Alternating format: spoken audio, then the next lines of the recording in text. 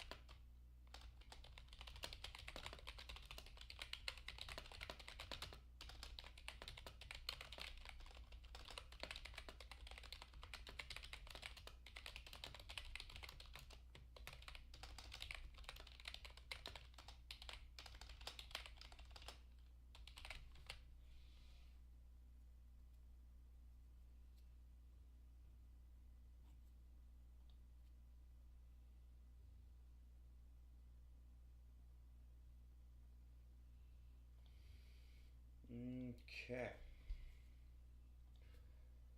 Let's turn that on. Make sure everybody can talk in the chat. And we'll save up. Sorry everybody, it's been a long time since I've done a YouTube stream. Like, a long, long time.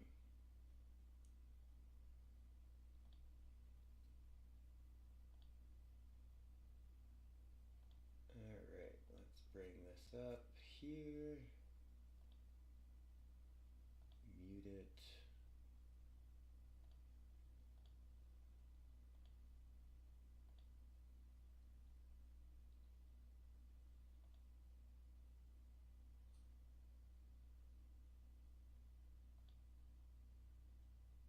Okay, alright.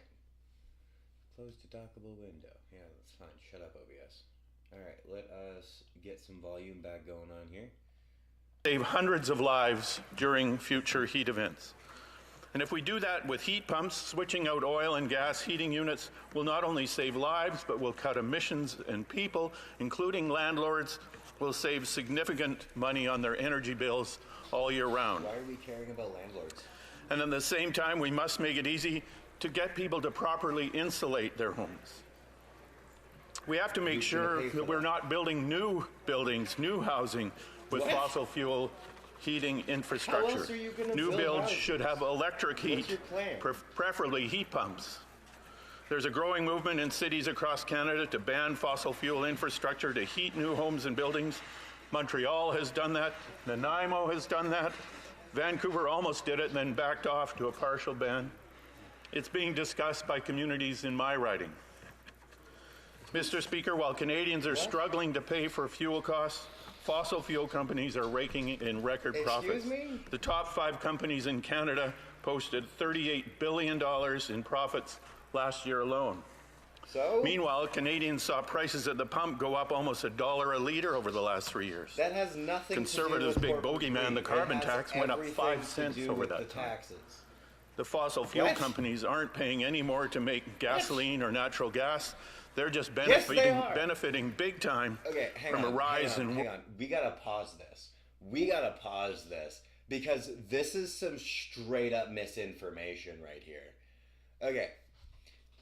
Gas prices are going up because not only does it cost them more to produce the fuel, it costs them more to produce it because they have to pay taxes on everything they burn. And then it costs them more to ship it because they have to pay taxes on all the fuel they buy to ship it. And then it costs them more to store it because they have to pay taxes on every day that it's stored. And then on top of all of that, then they have to tax it to actually sell it to the consumer. So, yeah, of course, duh, you're getting taxed like 4 separate times on fuel because the tax is applied every step of the way. Not to mention GST on top of that. So, yeah, it would make sense that we would see an increase by upwards of $1. Like, for example, if we added a 31-cent tax to every liter of fuel that's purchased in the nation, and let's just, for argument's sake, say it takes 1 liter of fuel to get 1 liter of gas to the pump. So to burn that 1 liter of oil into gas, you are charged the tax. So that's once. Then you actually have to pay the tax yourself to get it into the truck that you need to haul your oil to where it needs to be. So you get taxed again. That's 2. And then on top of that, now the trucker probably needs to fill up once or twice to get it to where it needs to be. So let's actually count that first one as 2 times you're taxed. And then the trucker actually gets there and he deposits it into the storage tank and the consumer buys it, where the consumer is then taxed yet again, plus GST. So we've got 4 times the carbon tax. That's $1.24 extra a liter right there. There is the extra money. There is the extra price of fuel. It is right there in the carbon tax. There's the math. That is where the extra dollar is coming from in fuel prices. Right there. Anywho, let's resume this fucking living nutsacks. World oil and gas prices. These are windfall profits. The Parliamentary Budget Officer has determined that a windfall tax on these profits would bring in over $4 billion. The NDP has been calling for such a tax for over a year, but have got no support. No, don't make a windfall tax. Are you insane? Oh, come on, Parleview. Come on, Parleview.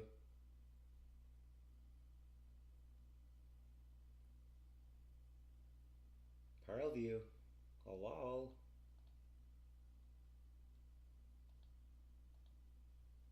I think Parleview might have broke. Let's refresh it. Your home in the summer.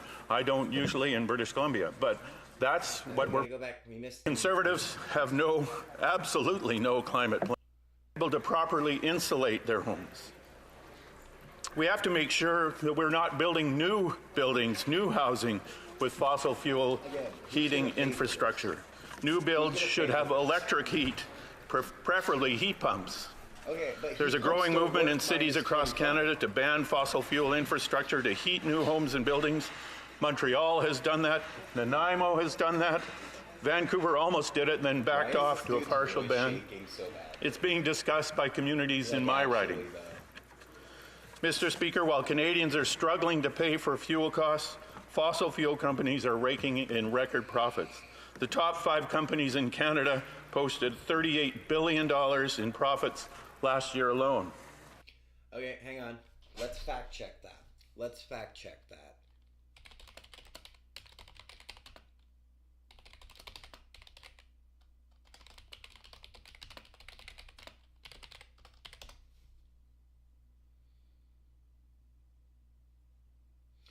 $38.3 billion in combined income. Yeah, I only want the necessary cookies. Get out of here.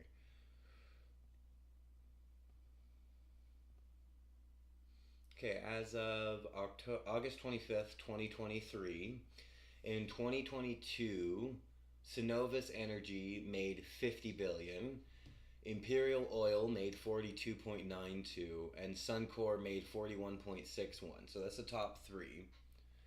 Now, let us do the exact same search, but we'll do it for 2021, and we'll see how they stack up for 2021.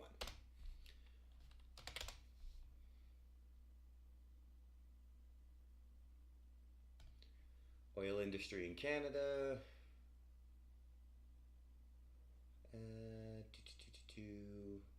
Companies. Ah, fuck. This isn't gonna be anything helpful. There, 2021, evaluate energy. Okay, no. Okay, let's try to rephrase things since apparently it's gonna be stupid.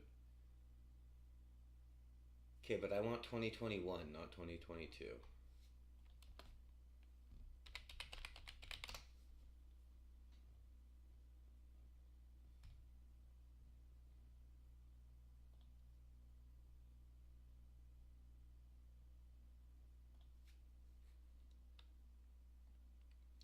Let's just search directly on Statista then, shall we? 2021.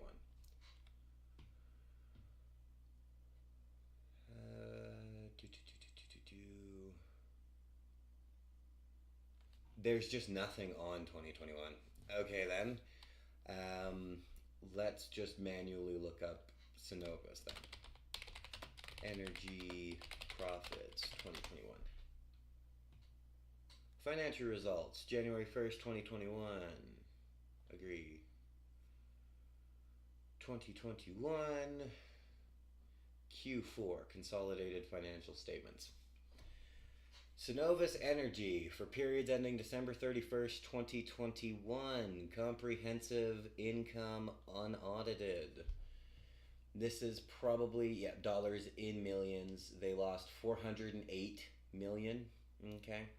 That's alright. I'm okay with that. They can go ahead and lose money. I don't care.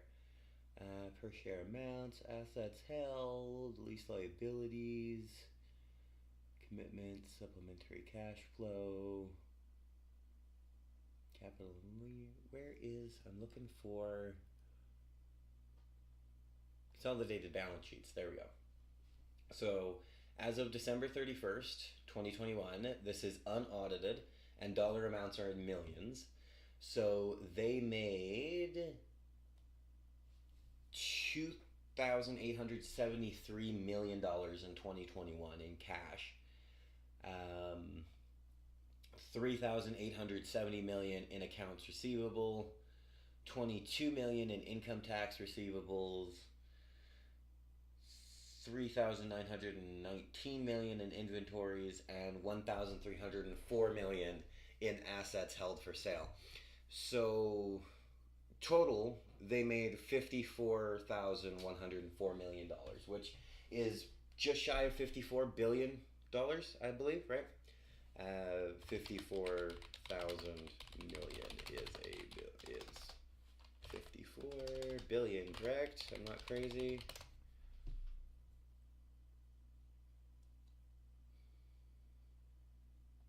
Convert million from billion. There we go. 54,104 million to 54.104 billion. Okay, so they made $54 billion in 2021, and they made $50 billion in 2022. And as of Q3 2023,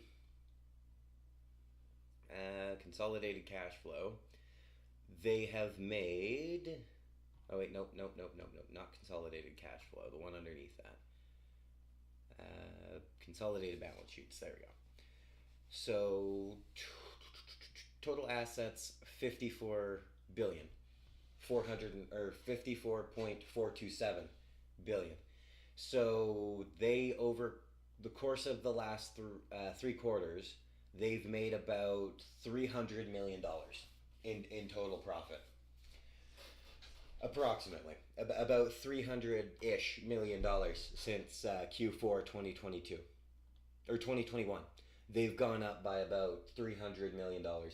Now, while I do agree that finances of natural gas companies should not be going up, they should be going down, because oil and natural gas is indeed a danger to the economy, and it's a danger that our economy relies so much on it, and it's a danger that our electric grid relies on it so much. However, that is a bold-faced lie to say that they posted record profits. That's a bold-faced lie. They didn't post record profits. They posted an increase in profit, sure, but they didn't post record profit. That's baloney. That's absolute baloney.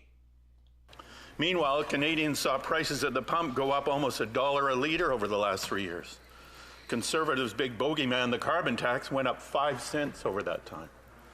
The fossil fuel companies aren't paying any more to make gasoline or natural gas. They're just benefiting big time from a rise in world oil and gas prices.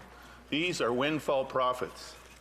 The Parliamentary Budget Officer has determined that a windfall tax on these profits would bring in over $4 billion. Dude, why can't The you NDP has talk? been calling for such a Speak. tax for over a year, but have got no support from either Liberals or the Conservatives. So we are proposing today to bring in a windfall tax on the profits of fossil fuel companies and use that money to fund our proposal for an easily accessible program that will install free heat pumps in Canadian homes. Mr. Speaker, the Liberals are handpicking what regions get help with the cost of living and leaving the rest of Canada behind. The Conservatives have absolutely no climate plan. For over a year, the NDP has called on the government. Let's address that, actually. Let's address that. So, the Liberals really like to claim that the Conservatives have no climate plan. And that's just inaccurate. So, Pierre and the Conservative Party in the House of Commons, they really, really like to stay on topic. That's one thing I've really noticed about them, is they really like to stay on topic. They don't let the Liberals derail what their point is. So if their point is something to the degree of,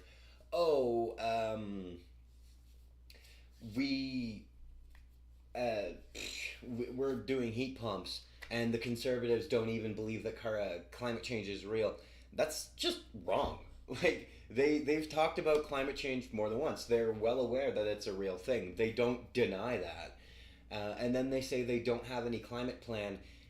And that's also false. They do have a climate plan. It just doesn't involve your carbon tax. It doesn't line up with what you feel like it should be. It has nothing to do with them not having it. It has to do with you don't think it's correct, where the science agrees with the Conservatives, sadly. Like, I used to consider myself a Liberal. Lately, though, the Canadian political climate has gotten so inconducive that it's not even possible for me to agree with some of the things that they say that I used to agree with. Like, I used to agree with them very heavily on a lot of the issues that they put forward, but I just can't anymore. Like, the science for heat pumps is not there. You cannot heat Canada with heat pumps. Heat pumps don't work under negative 25 degrees Celsius. I live in Alberta.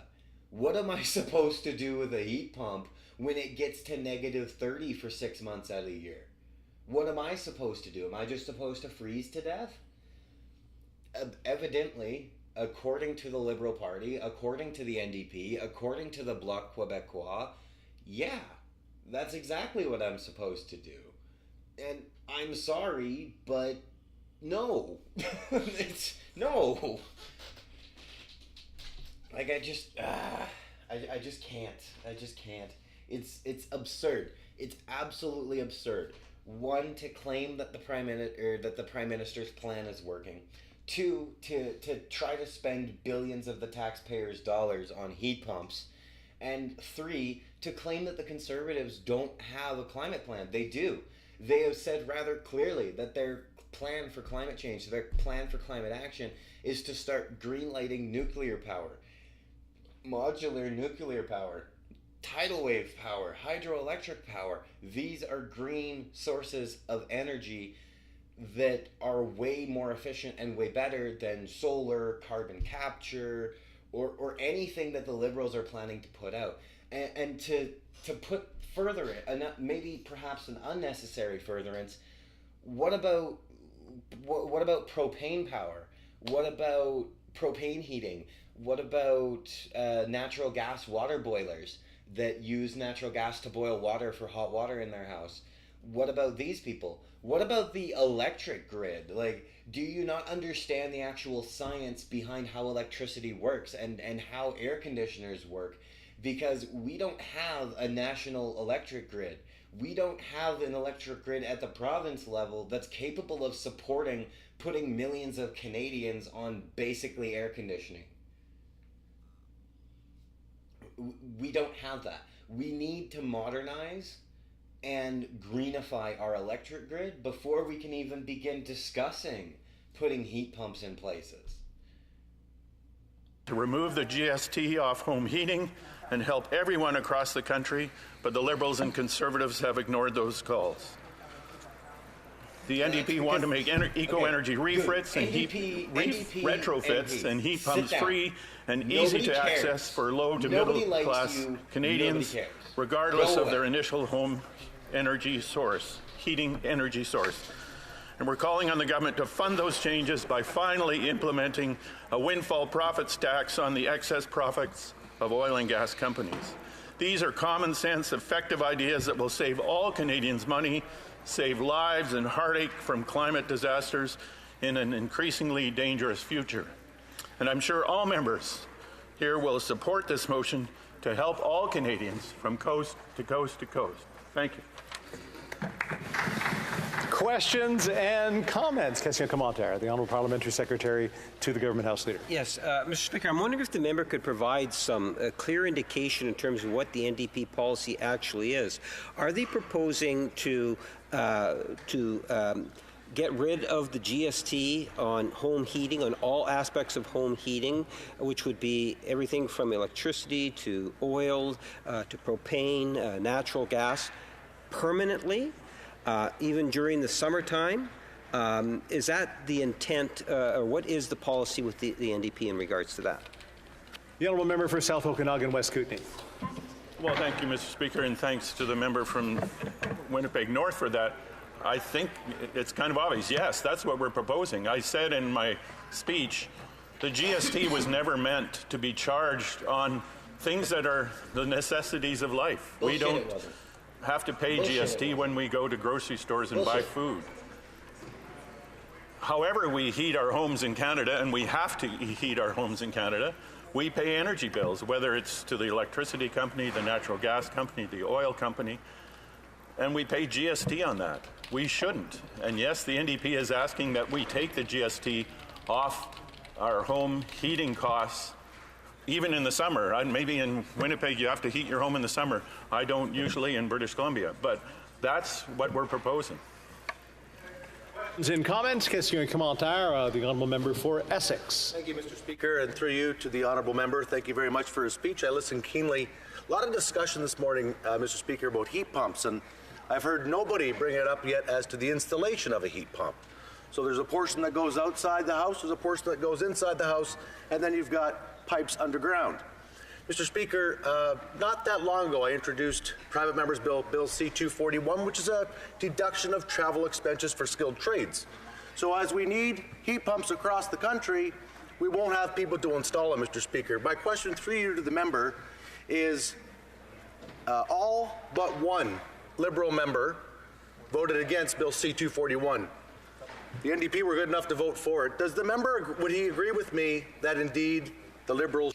So what he's referring to here is yesterday during the House sitting, they proposed, the Conservatives had a private member's bill on the table that if it passed, if it got majority vote, that it would remove the carbon tax for the next 3 years across all forms of home heating. Now, the NDP voted against the Liberals. They voted to take the carbon tax off of home heating for the next 3 years. However, there's a problem. There's a problem with this, is if the Liberals would have lost, it probably would have ended in an election. So the Liberals either had to win that vote or they had to win the election. So what they did is, I'm not sure what the story is, but they signed some kind of deal with the Bloc Québécois to side with them to keep the carbon tax. And of course, the Bloc Québécois don't care. because the Bloc Québécois are separatists, right? And that's not a dig. That's not a dig at Quebec. That's not a dig at the Bloc. It's just that's what they stand for. They stand for an independent Quebec. That's what they want. They want an independent Quebec. Which, fair, whatever, man. Like, Canada sucks. At this point, I get it. But they signed some kind of deal with the Bloc Québécois because the Bloc don't care. The Bloc are all about Quebec. They don't care about the rest of Canada. They only care about Quebec. And because Quebec doesn't get taxed the carbon tax anyways, it doesn't matter to them. It doesn't matter that they voted with a carbon tax that's going to continue to destroy the rest of Canada. And that's not even, like, that shouldn't be a controversial opinion, that the carbon tax is adding to prices, because of course it is. Of course it is. You make it more expensive for businesses to do business. You make it more expensive for Canadians to be Canadian. It's a very simple concept, and it seems that nobody understands this. I'm going to hit play here, and then I'm going to go quickly grab a coffee. I'll be back. Should have voted for Bill C-241. The honourable member for South Okanagan, West Kootenay. Well, yes, I mean, Bill C-241, as I understand it, was an NDP bill before the member thankfully took it up and brought it here again, and we passed it. And that's what we should be doing. We should be supporting working people across the country, tradespeople that have to travel. Whenever any other business person travels, they can charge their travel expenses. And we will need, as he mentions, we'll need more tradespeople to do all this work. As I said, we not only have to install heat pumps, we have to retrofit homes to make sure they're properly insulated. That's one of the first things we have to do. I've just finished doing that in my house, and now I'm going to turn my thoughts to the heat pump part. But we will need tradespeople for that. And sometimes it's difficult to find enough tradespeople because they're doing a lot of work in this regard. So yes, we should be training tradespeople to do that. We have a program for that in Okanagan College in Penticton. It's one of the leading sustainable building trades programs in the country, and we have to support people going into those programs and once they come out. Questions and comments? Questions et commentaires. The honourable member for Berthier-Masquinongé.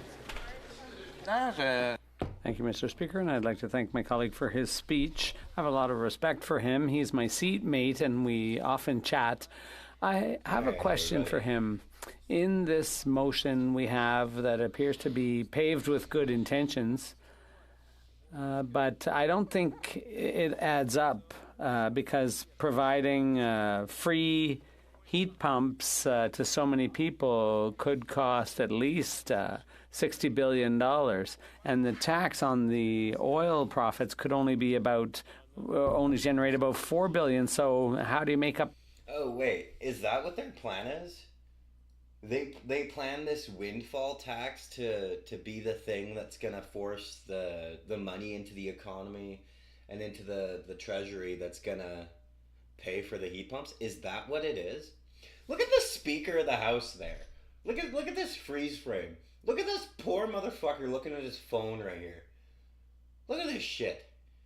The shortfall, the honourable member. Well, as we just had a conversation about tradespeople and how important it is to have enough of them. This is not going to happen in 1 year. It will happen over a number of years. And yes, $4 billion can only buy, I'd have to do some quick math, maybe 400,000 heat pumps. There might be 3 million households in Canada. So it would take, maybe 5 or 10 years to get through this program. But we have to start it now. This is a very common sense, easy to understand approach with a funding mechanism, with a clear goal and clear benefits for all Canadians. Okay, go. Time for maybe a quick question and comment. The honourable member for Fort York. We'll try that again. Spadina, Fort York. Thank you, Mr. Speaker. I'll start off the bat by saying I will vote in support of the NDP's motion. I think a lot of Torontonians will struggle to heat and hopefully keep their homes this winter. But I have trouble reconciling this position with the fact that at the end of the day, there's only one opposition party that can compel the government to do anything, and that's the NDP. So instead of putting this up to try to score political points, why won't they just compel them through the supply and confidence agreement to actually do it? Honourable member for South Okanagan, West Kootenay. Well, thank you, Mr. Speaker, and I'd like to thank the member from Spadina Fort York for that. Maybe he doesn't really understand how confidence and supply agreements work. You come up with an agreement between the parties. The Liberals say they will do X, Y, and Z that the NDP would like done, and we'll see if that's enough to provide our support in confidence agreements. And He's a terrible guy. in this case, there is a list of, I don't know, 20, 25, 27 things the Liberals said they would do, and it was good enough for us to say, we want that. We want dental care. We want pharmacare. We want anti-scab legislation, and on and on. Right? Maybe not everything was in there. There was other things that we would have loved to be in there. This is not what we would put forward if we were government, but it was good enough for us, and we'll keep pressing this government to do better, and this is an example of just that. Reprise du débat, continuing debate. The honourable member for Edmonton-Griesbach. Mr. Speaker, Canadians are facing the double crisis of affordability and climate change. This guy, what did I just do? This guy is one of my local MPs. I live in the Edmonton area. It's no secret that Canadians from coast to coast to coast have been demanding action in the face of extreme weather events. What the heck is going on? Parleview? What happened? The fudge, man. Mr. Speaker, while the Conservatives offer anger to Canadians, our government offers solutions. Recognize dollars each year. This is welcome news for the almost 300,000 people in Ontario, including Northern Ontario, who heat with Climate change even exists, plummeting us even further. Even exists. We have an official opposition party with an official opposition Of the NDP. This position with the fact through the supply and Find where we were For York for that, crashed. they will do, and want that. We want, this is not what we. Reprise du débat, continuing debate. The honourable and climate change. It's no secret that Canadians from coast to coast to coast have been demanding action in the face of extreme weather events. There's been families, countless numbers of families, Mr. Speaker, right across this country who've been disproportionately impacted by wildfires, by floods, by terrible natural disasters that shock entire communities. Mr. Speaker, these aren't just instances that are one-off. These are truly a pattern that is growing in intensity, growing in disaster, and growing in costs.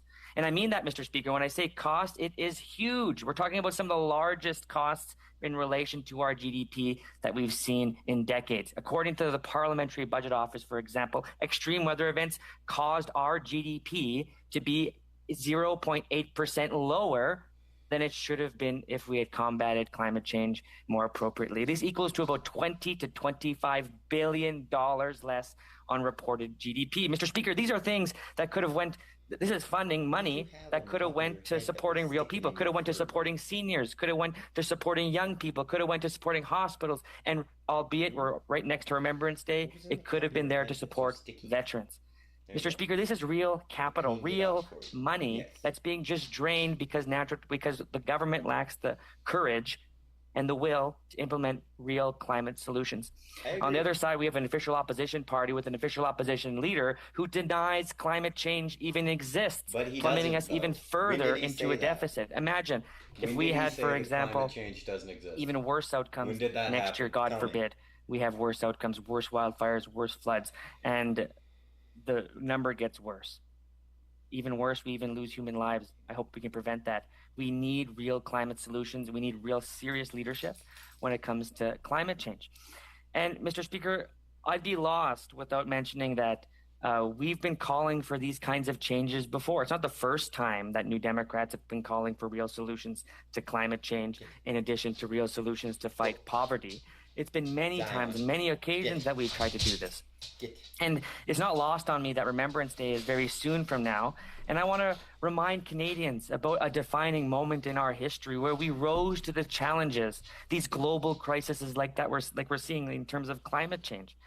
We don't have to look all that far in our own past to know that we have the solutions to combat the things that would take away our future, and that includes combating the climate crisis. Canada, when it was a very early and young country, was relatively seen as a small and poorer country, a country that couldn't levy the resources in order to tackle huge issues. But we proved the world wrong once before, and Canada can play a role in being a global leader in ensuring that everyone has a dignified, clean, and safe future.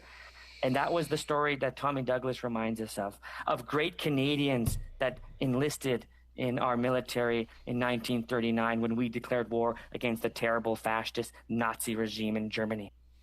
Okay, so my family fought directly in the Canadian Armed Forces during World War II.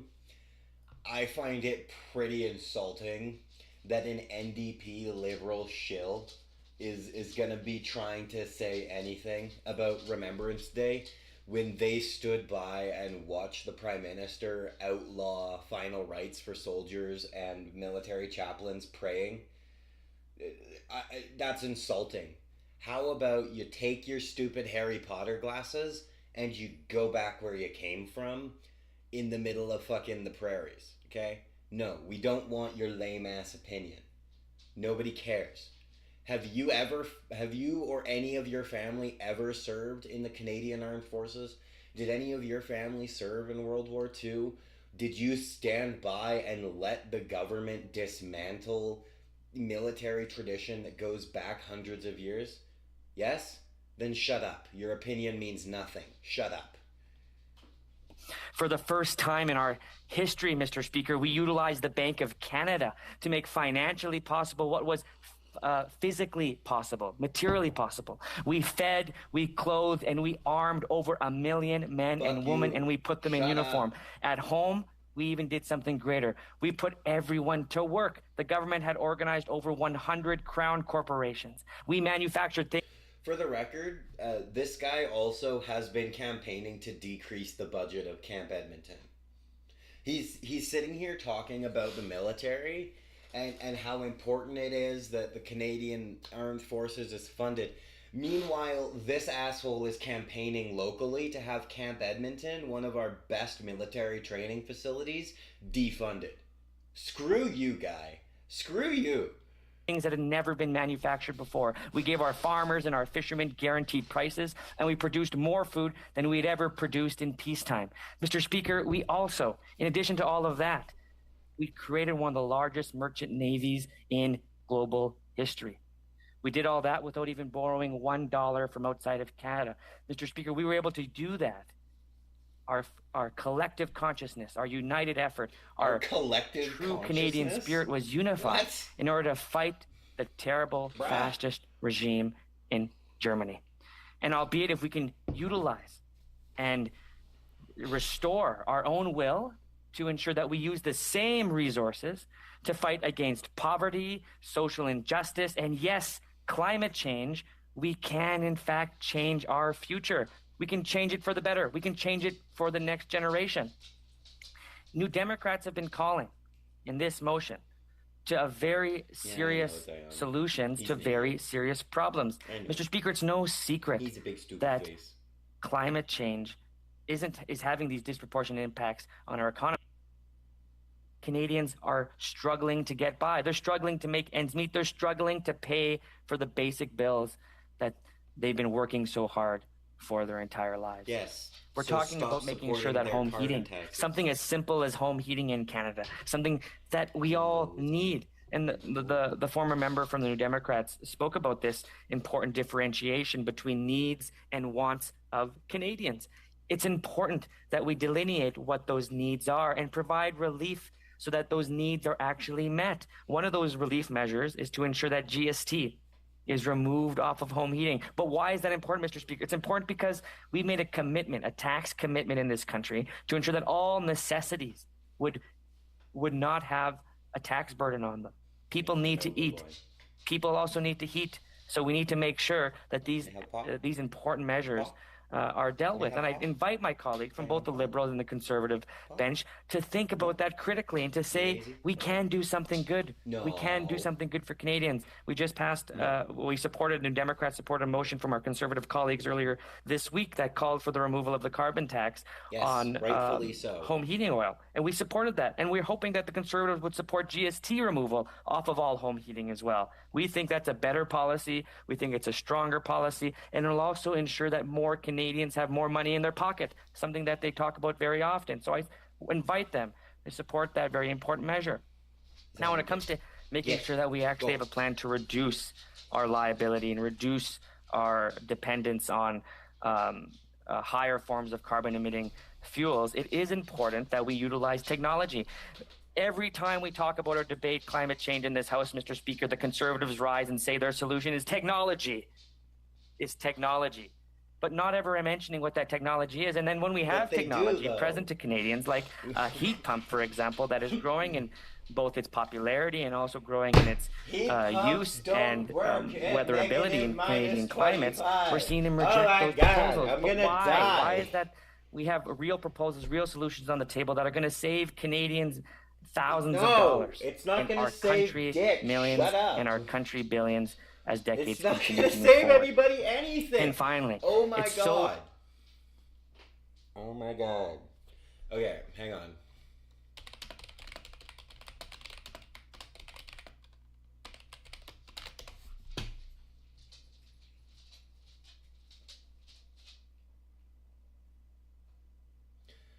Martin Kegel says that their heat pumps can work below minus 30. I sincerely doubt that.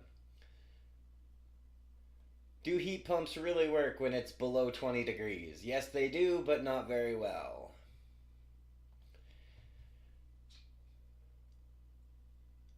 What temperature range are heat pumps effective at? Kegel service, heating and air. Well, this is what heat pumps provide. There's a catch. Heat pumps are effective in outdoor temperatures that are above freezing. Once the temperature drops below freezing, heat pumps begin to lose their effectiveness and their ability to provide heat. Hang on. BBC. The BBC.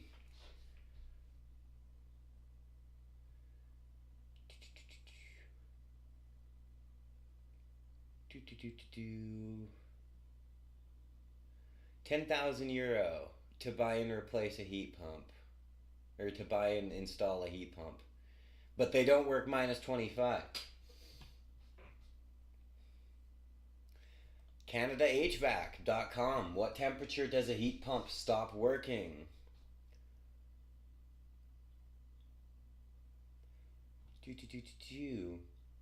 That means they become ineffective when outside temperatures fall below minus 5. Even though a heat pump can still function at temperatures as low as minus 30, the unit will require more energy to operate efficiently because there isn't enough thermal energy in the outdoor air to heat the inside of your home. They also ice. They also ice up. So if it gets too cold, your heat pump isn't like a furnace and it's just going to run until your house is warm. No, it's going to run until it ices up, and then it's going to stop, and it's going to warm itself up, not warming your house, needing to warm itself so it can melt all this ice, and then it'll start heating your house again until it ices up, and then it kicks back into defrost mode. Basically, heat pumps are not a fucking solution. They're not. They don't work minus 25. People have been saying this. The Premier of Alberta says this. The Premier of BC says this. The Premier of Saskatchewan says this. The Conservative MPs are all saying this. But the NDP and the Liberals apparently lack the ability to do a basic fucking internet search. There is Canadian companies that install these heat pumps. There's Canadian HVAC companies that install these systems that are saying, no, this will not work. And yet they still continue to want to spend $4 billion of your dollars, of my dollars, of your dollars, of our dollars on heat pumps. Let that sink in for a minute. Companies that install these heat pumps. There's Canadian HVAC companies that install these systems that are saying, no, this will not work. And yet they still continue to want to spend $4 billion of your dollars, of my dollars, of your dollars, of our dollars on heat pumps. Let that sink in for a minute. With that sunk in, let's continue. Important that we finance these not on the backs of Canadians. We don't finance this crisis on the backs of Canadians. Yes, Canadians didn't make this crisis, Mr. Speaker. They didn't do it. They showed up to work every single day. They did the hard work, and they tried to make ends meet with their families, and they're doing everything right, but they're falling further behind. All while those who are claiming to play by the rules get away scot-free by evading and avoiding taxes. It's time, Mr. Speaker, that our country do what's right and rein in the huge windfall profits of oil and gas companies. We've seen that kind of courage in this world once already. During the pandemic, we've seen the Conservative government in the United Kingdom bring in a windfall tax because they've seen what we all see, the fact that we're seeing unstable oil prices currently stabilized. Okay, so you want to do a windfall tax, and you want to draw on the UK government for inspiration. Okay, let's talk about that. Let's talk about small businesses in a capitalist society. So, what qualifies as a windfall? If my small business suddenly lands a $600,000 contract and we get $300,000 up front, that is like basically 3x our annual income all at once, if not more. So would that be considered a windfall? Would my small business that needs that $300,000 to survive, would I not only have to pay the business tax on that, but also would have to pay whatever this windfall tax is? Is that how this is going to work? Currently at some of the highest commodity prices we've seen in a long time, increasing huge revenues for governments, but not enough, apparently, in order for us to invest in real climate solutions to mitigate what would be future damages to our economy. I want to remind members, it wasn't all that long ago where we seen the massive issues in British Columbia by flooding that cut off essentially an entire province by way of supply chain to the rest of Canada. That had real cost to Canadians, billions of dollars, as a matter of fact, in terms of its impact. We also see, on top of that, consequential seasons of wildfires, drought, and serious related issues that have only continued to exacerbate the economic impact of climate change to Canadians. This costs Canadians real money. Real, tangible money in their pockets are being lost because these disasters continue to destroy communities and ways of life. And so, Mr. Speaker, I'd like to end with this. We have the ability in our country to be as courageous as all those veterans were all those years ago who said, we will serve our country so that tomorrow is a better day. We have the chance to honor those commitments, to do what's right for the next generation today, and ensure that this motion passes so that we actually have real tangible solutions, so that our kids know that we're taking the climate crisis seriously, our economy can stabilize by ensuring we have good revenue, and ensuring that we finally see a day where the affordability crisis finally gets under wraps by this, by efforts of this chamber, and we can actually show Canadians we can unite and do what's right. Mr. Speaker, thank you so much. I invite all members to do what's right. Our children are watching. Questions and comments? Question commentaire. The honourable member for Winnipeg North. Thank you, Mr. Speaker. You know, when I look at the NDP motion, the first thing, or one of the first things that comes to my mind, is the biggest benefactor to the motion is actually Canada's wealthiest 1%. When you stop and think about it, we're giving the biggest break on the GST in what they're proposing to Canada's 1% wealthiest. And I'm wondering if my Democratic friends would not recognize that as being factual, and to the degree in which, as a government, we have demonstrated through the grocery rebates that there's other ways in which we can support Canada's middle class. Why would they have a permanent disposal of the GST on home heating when the biggest benefactor is Canada's wealthiest 1%? The honourable member for Edmonton-Griesbach.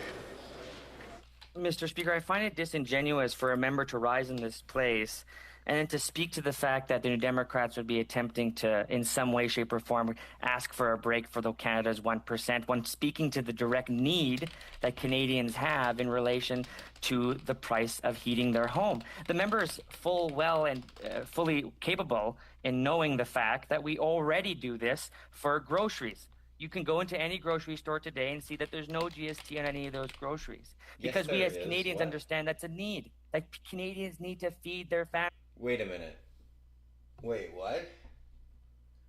I am almost 100% certain that I get charged a general sales tax on the total of my bill at the register at the grocery store. What? What is he talking about? And that is so important to their survival. The same is true with heating. We need to see GST removed off of home heating so that Canadians can actually heat their homes. The consequence of not doing that is that their pennies are even further pinched. The risk of that is they fall behind, and the ultimate risk is that they don't have a home that's heated. New Democrats stand against that and invite the member to join us. Questions and comments? Question et commentaire. The honourable member for Battle River Crowfoot. Thank you very much, Mr. Speaker. I find it so incredibly disingenuous that now all of a sudden the NDP claim to, along with their coalition partners, somehow be standing up for the affordability of Canadians. Yet, Mr. Speaker, over the last number of years, we have seen consistently, February 2022, they voted against a measure that would have reduced costs for Canadians. April 2022, same thing. They voted against a common sense measure to reduce costs for Canadians. June 2022, same thing. They voted against a measure that Conservatives brought forward to reduce costs. October of 2022, again, they voted against a measure to reduce costs. December of 2022, they voted against. February of this year, they voted against. Mr. Speaker, June of this year, again, they voted against. October of this year, they voted against. And then, Mr. Speaker, suddenly we find that they're concerned about the affordability, the impact of the... I like this guy. Who is this guy? I like this guy. Who is this? Carbon tax has on the affordability of Canadians. Can they at least admit that they're wrong and maybe join with Conservatives to axe the tax so Canadians can keep the heat on? The honourable member for Edmonton-Griesbach. The member seems to conflate two important issues and principles in this debate, Mr. Speaker. One is the equality of Canadians, ensuring that when we have taxes, that those taxes are applied equally and fairly. What we've seen by the move by the Liberals was to not proportionally do that for all Canadians. We disagree with that move. On the other end, we do believe in carbon pricing, something that member who just rose actually campaigned on. They went on a campaign, Mr. Speaker, in order to have a carbon price that was worse than the Liberals' carbon price. And so I would, when talking about who's disingenuous, I'd say that the Conservative Party of Canada today, that flip-flops on whether climate change is real, is the most disingenuous in Canada. I don't think they've ever... Question et commentaire. L'honorable député de Beauport. The honourable member for Beauport-Limoilou. Thank you, Mr. Speaker. According to the parliamentary budget officer, you could get about $1 billion in increased tax revenues, or $4 billion over 5 years through this tax. Less than could be generated in other ways from the oil patch. Why is the NDP satisfied with a measure that wouldn't measure up, instead of dealing with things that could, in fact, more direct? So one thing I don't understand about the Liberal Party is how they dress. Like, okay, this lady's like got a very standard politician's outfit, right? And this lady has a very politician standard outfit. But please subsidize and fairly subsidize citizens, the honourable member. I thank the member for that important question, and I think it's one of the better questions asked today because it contemplates the revenue side of Canada's economy. And I'd like to suggest to the member that to think about this in two ways. One, yes, there's going to be a revenue generation from the taxation on windfall taxes of oil and gas companies that does amount in the billions of dollars, $4 to $5 billion. But as a matter of fact, when we invest that amount of money in Canadians, and when we invest all of that in terms of looking at the difference between that investment versus the impact to our economy if we didn't do those things, we'll actually see that that's actually a larger amount. And so to put it in perspective, if we can prevent a climate disaster, for example, by mitigating the increase to our global temperatures by at least 2%, 1.5%, or 1.5 degrees, ideally 2%, 2 degrees maximally, we can save Canadians billions of dollars if we take action on that now. So it's not only a revenue question, but it's also how much can we save in terms of the direct impact to our infrastructure, the direct impact to Canadians' way of life in future years. I agree with the member that there's going to have to be more solutions to the revenue side of things, and I welcome cooperation between the Bloc Québécois and the Democrats to find those solutions. Questions and comments, and I'll just get to squeeze another one in here. The honourable member for Elmwood, Transcona. Well, thank you very much, Mr. Speaker, and thank you to my colleague from Edmonton, Griesbach, for, I think, making some important distinctions and bringing some clarity to an otherwise obfuscated debate. This dude looks like a living teddy bear. Like, what the fuck? Look at his ears. Why your ears stick so far out your head, dude? And why are the inside of your ears so smooth? Like, look at this. Look at the inside of his ears. They're so smooth. This is what a normal ear looks like, for contrast. This dude has fucking elephant ears. Why does he have no insides to his ears? Look at this. Is this a trick of the camera? Like, is it a shadow thing? Or is this dude just have really, really, really, really, really weird ears? And I wonder if he just wants to take a little bit more time to elaborate on... What's that... Hang on. What's that,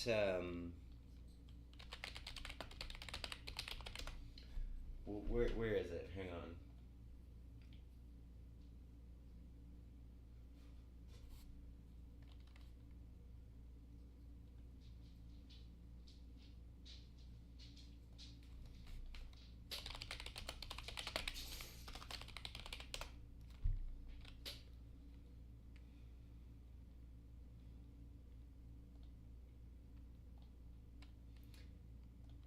He's this thing. He's this thing. He's this thing. He's look at his head. Look at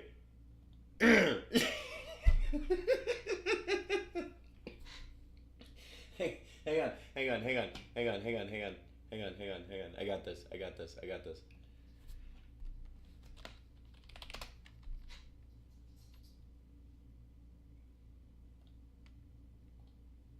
Hang on. I have to find a backgroundless version.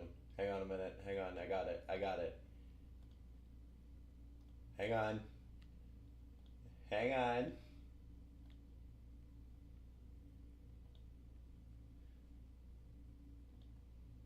Here we go. There we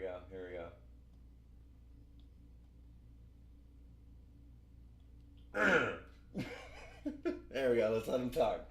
Why removing GST from home heating would be a better idea, and the problem that the Liberals have created by introducing regional schism into the carbon pricing program. The honourable member for Edmonton, Griesbach. Mr. Speaker, I want to thank the honourable member from Transcona for not only his hard work and his incredible contributions to this chamber, but also to my own knowledge in much of this. He's a good teacher and a very wise Canadian. That's going to put this dude. We stand with Canadian. A few seconds early, rather than getting the honourable member started for a minute and get gone into statements by members. Statements by members, déclaration de député, the honourable member for Spadina for York. Mr. Speaker, I want to bring attention to a critical issue that's threatening the safety of our children and communities. The matter involves the Liberal government providing exemptions for the operation of safe injection sites that would otherwise be illegal under the Criminal Code. Mr. Speaker, there are 4 pillars of an effective drug strategy, but harm reduction without enforcement, without prevention, and without treatment does nothing to break the cycle of addiction. 35 addiction experts made public a letter they wrote to the Minister of Addiction and Mental Health calling for safe supply to be reformed or abolished. Mr. Speaker, national failures have local consequences. downtown Toronto has become a war zone of increasing violence and danger. If the government provides exemptions that endanger children and communities, it must provide the funds to ensure that neighborhoods who host such sites have the resources to keep them safe. In the absence of that, it's time for Liberal government to listen to the experts and either reform or abolish safe supply. We're going to skip to question period. Fuck it. Spent $3,300 on Facebook ads between August and November. The Conservative Party spent $80,000. The Liberal Party spent $8,500, and the Prime Minister spent $20,000 on Facebook. Meanwhile, social networks are intimidating Quebec and Canadian media. How do they explain that? Shut up. Nobody gives a shit. The Right Honourable Prime Minister. Oh, Mr. Speaker. Yo, wait, Trudeau's in the house. Yo. That's surprising. Very clear is our political allegiances. Despite our political stripe, whether we're federalist or separatist, we always care about the environment and protecting children, and we will work with allies. Now, as for social networks and information shared with Canadians, we're trying to work very hard with Facebook and Google because they don't want to pay journalists for their work. We're going to continue to do everything that needs to be done to keep Canadians informed about that and about other issues, but we do have some work ahead of us. That's bullshit. That's bullshit. The Honourable Member for Belleuil-Chambly. We want the government to take a strong stance. We would support a strong stance by the Government of Canada. A few days ago, we learned that over 500 people were laid off at TVA. 500 people lost their jobs because of social networks stealing all the ad revenue of legitimate media. Meanwhile, the Conservatives and the Liberal government are encouraging them by giving them dozens of thousands of dollars each and every month. What kind of message does that send to people? What kind of message does that send to Meta, who doesn't seem to respect anybody? The Right Honourable Prime Minister. Mr. Speaker, we were extremely clear about how concerned we are by Meta's behavior in particular.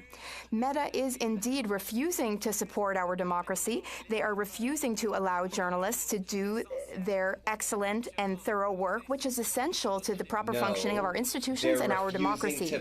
We will continue to defend media against web giants. That's what they're doing. Web giants that the Conservatives never seem to miss an occasion to defend. What?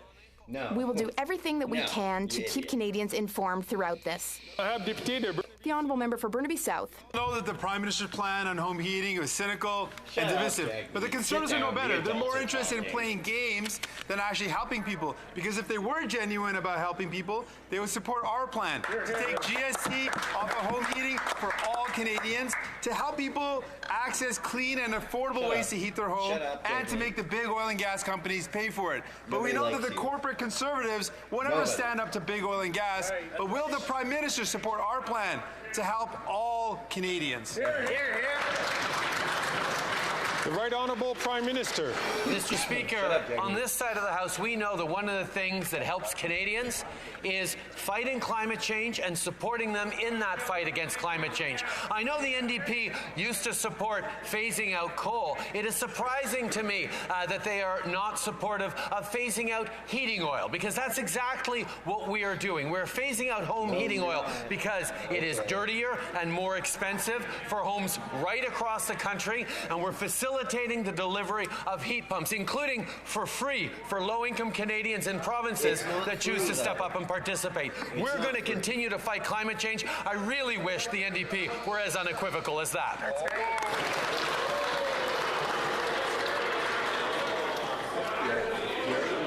Order. Order. Greg, the Honourable Fergus. Member from Burnaby South. This guy sucks. Seriously. La question à laquelle on devrait...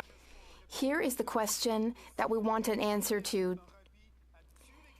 Will there be a break for all Canadians in our fight against climate change? All the Conservatives do is say slogans. Will their CEO friends allow them to vote to help Canadians? The Liberals want to pit regions against each other. Will the Prime Minister acknowledge his mistake and offer all Canadians a break on residential heating? Then I have to. The Right Honourable Prime Minister. Mr. Speaker, we're offering more than just a break. We're offering thousands and millions of Canadians the opportunity to phase out heating oil because it's dirtier, it's more expensive, and there are too many low-income Canadians who currently depend on home heating oil. So we are going to help them transition to heat pumps. That's good policy. That's good policy for Canadians. That's a good policy to fight climate change, too. We are going to continue to be there to help Canadians, and we hope that all parliamentarians will join us. The honourable member from Thornhill. Prime Minister paused the paying of his carbon tax for 3% of families in region where he is plummeting in the polls.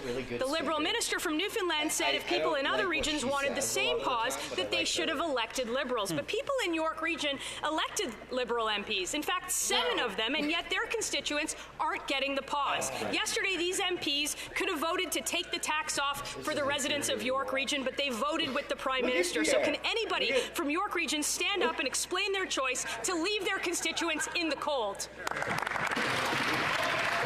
at that smoke. Look at that smoke on The honourable minister.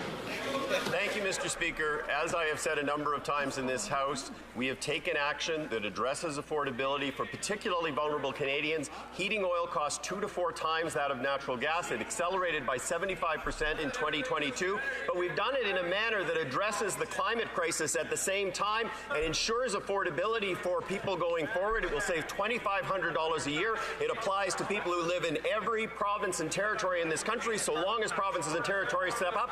The shame in this chamber is that this party has no plan to address the climate crisis. I don't even know if they believe it, but they certainly don't act as though they actually think it's important.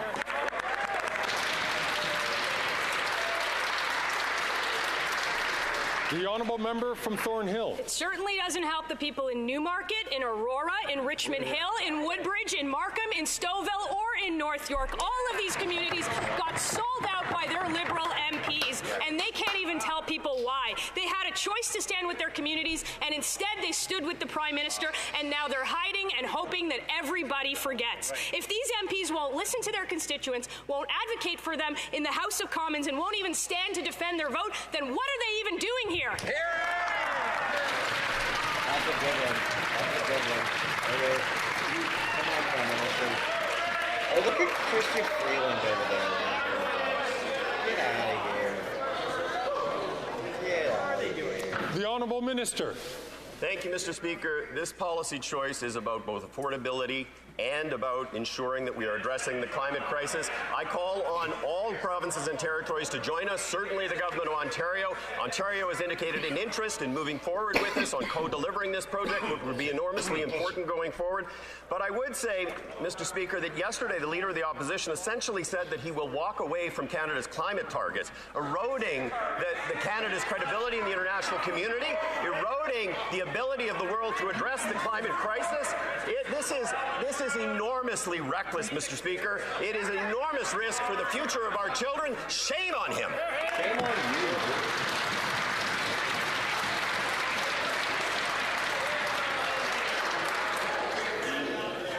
The honourable member from Parry Sound Muskoka. Mr. Speaker, the Prime Minister paused the paying of his carbon tax for 3% of Canadians in regions where he was plummeting in the polls. Then the Liberal Rural Affairs Minister said if people in other regions wanted the same pause, well, they should elect Liberals. But the people of Sudbury did elect a Liberal MP, and yet her constituents aren't getting a break. Yesterday, she could have voted to pause the carbon tax on all forms of home heating for the residents of Sudbury.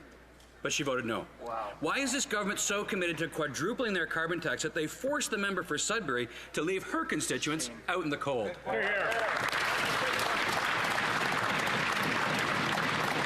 The honourable minister. Thank you, Mr. Speaker. We have a serious plan, real policy that addresses affordability, but also addresses the climate crisis. The leader of the official opposition has no plan. He mouths taglines like technology, not taxes. These coming from a guy who actually has zero background in technology, zero background in business. This coming from somebody who has been opposing the deployment of offshore wind technology through the passage of Bill C-49, something that is actually supported by the Conservative Premier of Nova Scotia and the Premier of Newfoundland and Labrador. Shame on them, having no plan for climate change, having no plan for the economy of the future. I'll give you that one. I'll give you that one. There's good news. Touche. I'll give you that one. Colleagues, I'm having some difficulty hearing members ask questions and to give answers. I would ask, please, that you do not exchange or engage in conversations across the aisle until you have the floor. The honourable member from Parry Sound, Muskoka. Well, just this morning, the Environment Commissioner confirmed that this government's so-called climate plan is nothing more than a punishing tax on heat, gas, and groceries. And after yesterday's vote, it is crystal clear that this NDP Liberal government has no plan to make life more affordable either.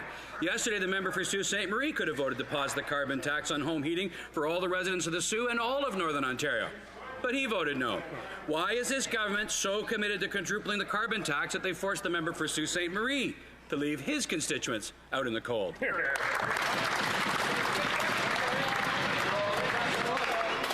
Honourable Minister. Mr. Speaker, there is an equality equity thing that's happening here. Treating all folks equally when they start out unequal, that just perpetuates an inequality.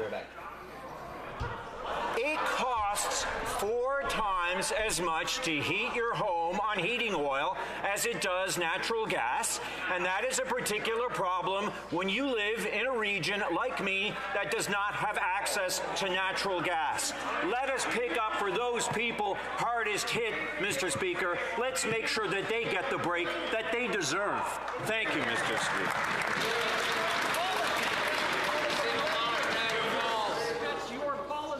Colleagues, I'm going to ask the members from South Shore St. Margaret's, please, and his neighbour to please take the floor when a question comes to you, and then we can listen to the answer without any problems. The honourable member from Kenora.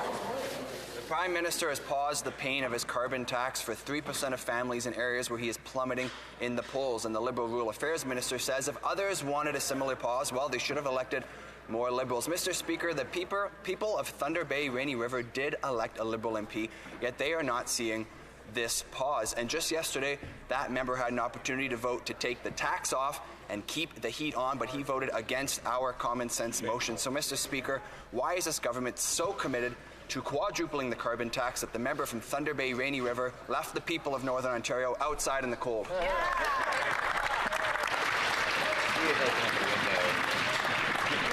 The Honourable Minister. Thank you, Mr. Speaker. As I have said before, we put forward a plan that addresses affordability in the long term for vulnerable Canadians who are suffering from high costs associated with home heating oil that has accelerated significantly in the last 2 years, but done it in a manner that is consistent with the fight against climate change, a fight that is not just Canadian, but is happening in countries around the world.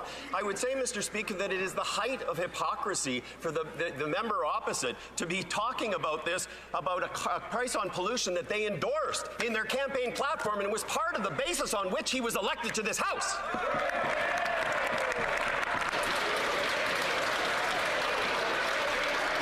The honourable member from Kenora. Mr. Speaker, they have absolutely no plan for affordability after 8 years, which must be why the Prime Minister has paused his carbon tax paying for 3% of families. But people in Thunder Bay Superior North want to know why their MP, a Liberal minister, wasn't able to get the same pause for people across Northern Ontario. And just yesterday, she had the opportunity to vote to keep the heat on and take the tax off for people across Northern Ontario. So again, Mr. Speaker, why is this government so committed to quadrupling their carbon tax that the member from Thunder Bay Superior North was forced to leave the people of Northern Ontario out in the cold?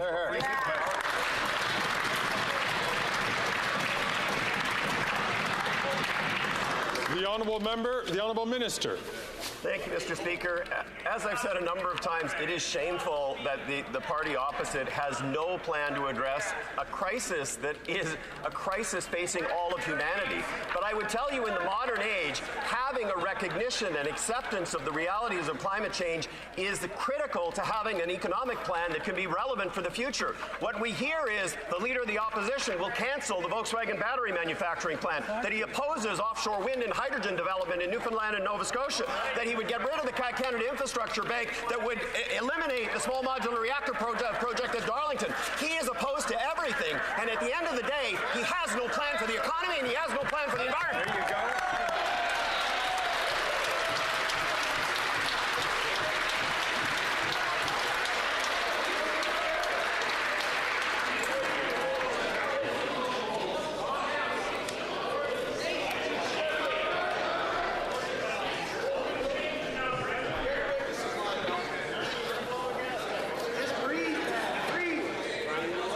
J'invite tous les députés. I ask all members to please follow your whip's signals in order to keep calm here in this place. The Honourable Member for Drummond.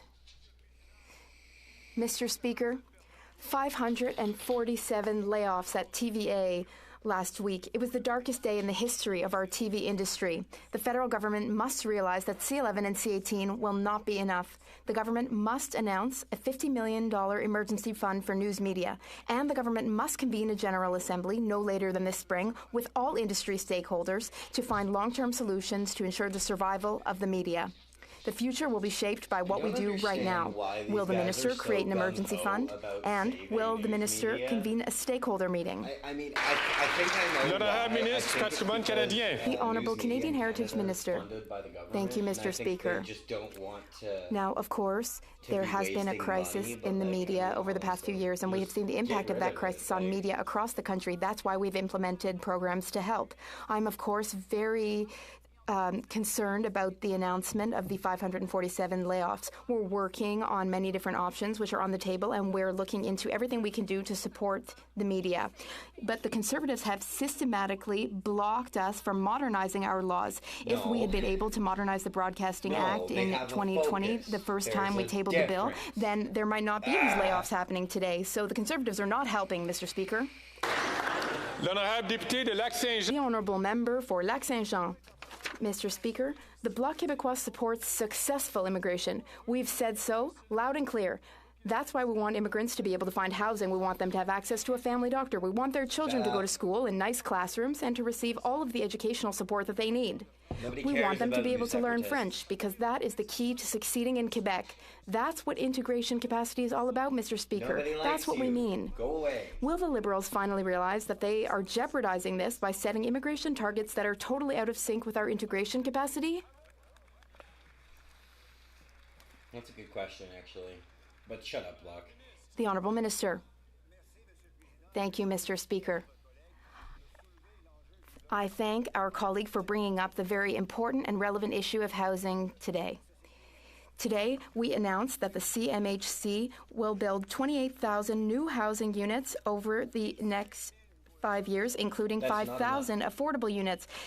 In fact, this has been accomplished over the past 5 years, and it's twice what has been accomplished over the past 30 years. So this is what we can do when we work together with not-for-profits, municipalities, and the federal government. All levels of government and all groups can work together to make more affordable housing units for more people in Canada. L'honorable député de Lac-Saint-Jean. The Honourable Member for Lac-Saint-Jean. Mr. Speaker, the Liberals don't have a clue about Quebec's integration capacity. Why didn't they consult Quebec before developing their immigration levels? And in addition to refusing to consult Quebec's government, they refused to consult with organizations that don't have a Canada-wide mandate. They refuse to speak to Quebecers. They refuse to speak to Quebec. So it's thus very unsurprising that their immigration levels are totally out of sync with our integration capacity. L'honorable ministre. The Honourable Minister. The member across the way is disconnected not only from Quebecers, but also from the news. Today, we heard news from Quebec, and the only way to fix the labor shortage is through immigration. That's one of the main solutions. Quebec's GDP is lower than expected because of labor shortage, lack of workers, and we need immigration to fix that. Successful immigration, of course. The Honourable Member for Charlebourg, Haute-Saint-Charles. Mr. Speaker, the Bloc Québécois separatists joined the Liberals yesterday in voting against our motion to remove the carbon tax for home heating for all Canadians. Yet, the Premier of Quebec signed a declaration with all other provinces to support our initiative. So the Bloc Québécois is working against the Premier of Quebec and for the Prime Minister of Canada. Who would have thought? What concessions did the Bloc Québécois get to keep this incompetent and costly Prime Minister in power? That's a good question. That's a good question. The Honourable Minister. Thank you, Mr. Speaker. I don't know about you, but as for me, I'm a big fan of Infoman. And last week, Infoman did a segment on the Conservative Party of Canada's half-truths. They mentioned half-truths twice in their show. So Infoman determined that the Conservatives' claims are false. The Conservatives claim that the carbon tax has a 16% impact on carbon tax, but that is in fact false. It's 0.15%. Factually speaking. So that's a really great episode of Infoman with conservative untruths, and I recommend it to everyone. Thank you, Mr. Speaker.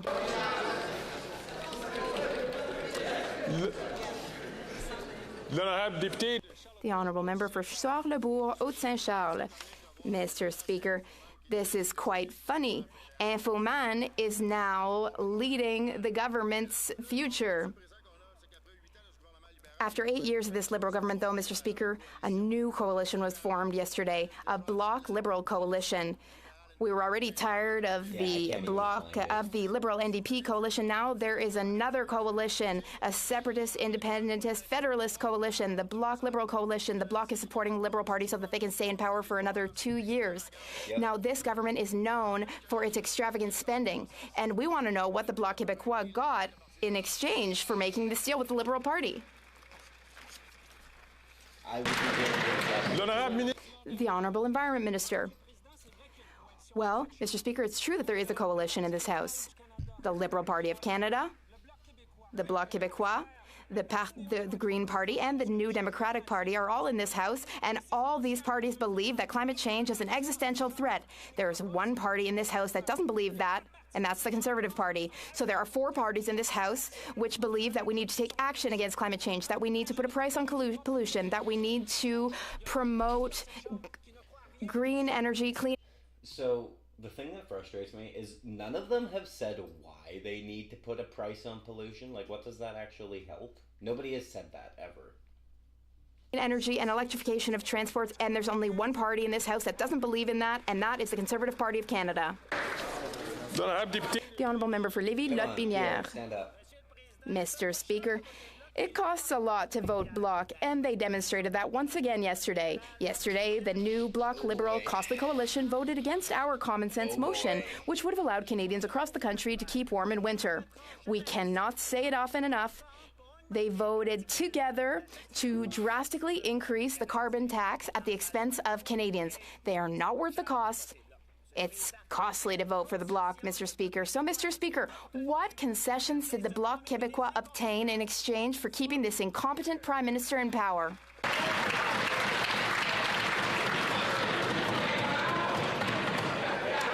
The Honourable Minister.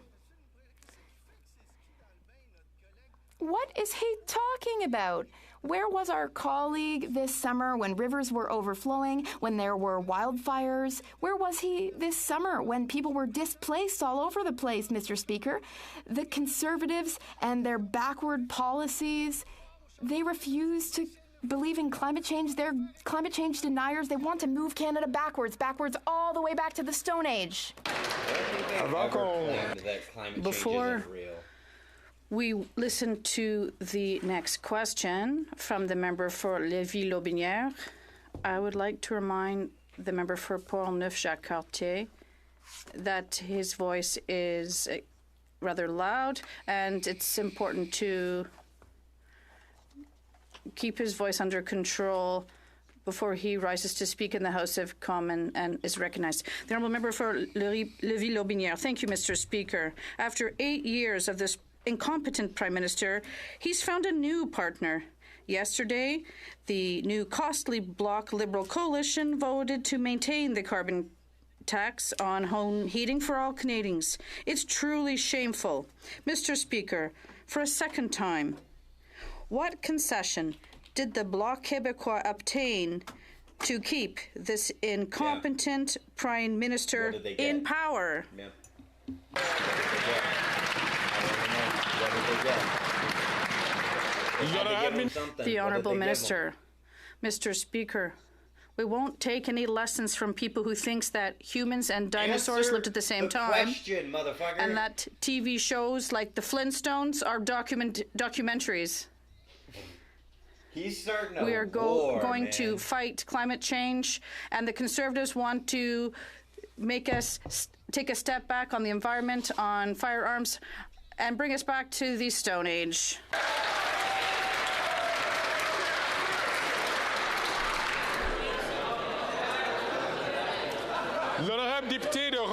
The Honourable Member for Rosemont-la-Petite-Patrie. Mr. Speaker, endless announcements, the photo ops and rhetoric, but for all their talk, the Environment Commissioner has given the Liberals a failing grade in the climate change fight.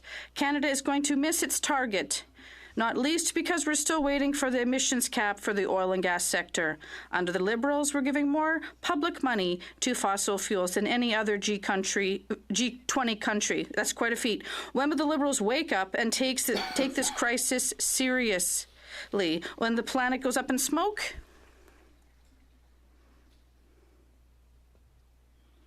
The Honourable Minister. Mr. Speaker, if my honourable colleague took the time to listen to the Commissioner of the Environment's press release, he said that the last year's plan is the best plan to fight climate change in the history of this country. I didn't say that. It's the Environment Commissioner that did. He just looks like. Should we do more to fight climate change? Of course. Would I be pleased to work with him and the Bloc and the Green Party to allow Canada to go faster and further on the fight against climate change? Yes. Despite what they're saying, yes. The Honourable Member from Vancouver East. The Liberals are out of touch with Canadians struggling to find a home that they can afford. They just handed over 6 parcels of federal land to wealthy developers, and only a small fraction of the homes built will be affordable. We're in a housing crisis. Rent is through the roof.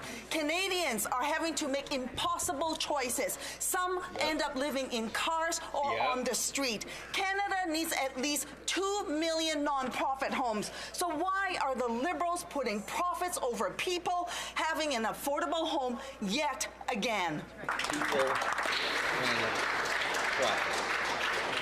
The Honourable Minister.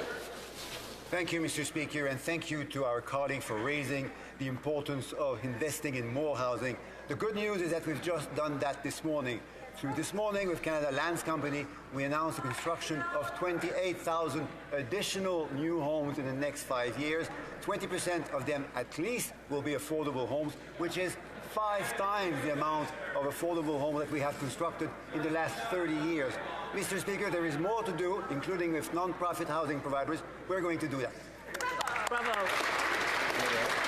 At least he answered the question. The Honourable Member from Yukon. Mr. Speaker, even as weather, high prices and tough economic times, they remain deeply concerned about climate change. That's why Yukoners welcome actions from our government to reduce fossil fuel emissions while conserving energy and reducing costs. Contrary to a common misconception, Yukon-based studies have shown that heat pumps can operate efficiently in very cold climates. The Prime Minister has invited all interested provinces and territories to join the co-delivery program for heat pumps. Can the Minister of Natural Resources update the House on the progress in bringing this program to my riding in the Yukon? Wait a minute. Hang on a second. Hang on. I've lived in the Yukon. Heat pumps won't work up there. It's below freezing for like most of the year. Oh, this is gonna end so badly for the First Nations population. This is gonna end disastrously for like the Little Salmon people, That's where I lived up in the Yukon, was between Carmacks, Yukon, and New Dawson City. There's a First Nations reserve called Little Salmon. Little Salmon, I know quite a few people from there. They're amazing people who live there. The First Nations population of the Yukon are incredibly nice people. They're incredibly good people. And it's already crazy, insane, expensive to live up in the Yukon. Reserve called Little Salmon. And like it is insanely expensive to live in the Yukon, to the point that there's something in federal taxes called the Northern Living Allowance, where if you live in a northern region like the Yukon, Nunavut, Northwest Territories, for longer than 60 days, you get $13 in tax breaks from the government for every single day that you live up there, which means the government is essentially paying people to live in the Yukon, because it's not only one of the like most sparsely populated portions of Canada, but also that it's insanely expensive to live up there, and it's insanely hard to live up there. The fact that this MP is trying to get heat pumps into these people's homes is frankly despicable. There's going to be so much pain, so much cold, and so much heartache that this is going to inflict upon the Yukon Territory and the First Nations people who live there. And there's no reason that this man representing the Yukon Territory should be here. Like, the representative from Nunavut is a native of the region, and they're a First Nations tribe member. That is who should be representing our Northern Territories, especially given what the Canadian government did to the Iqaluit population in the 50s. This member rising and speaking like this should be and is insulting to anyone who ever has or ever will live in the Yukon.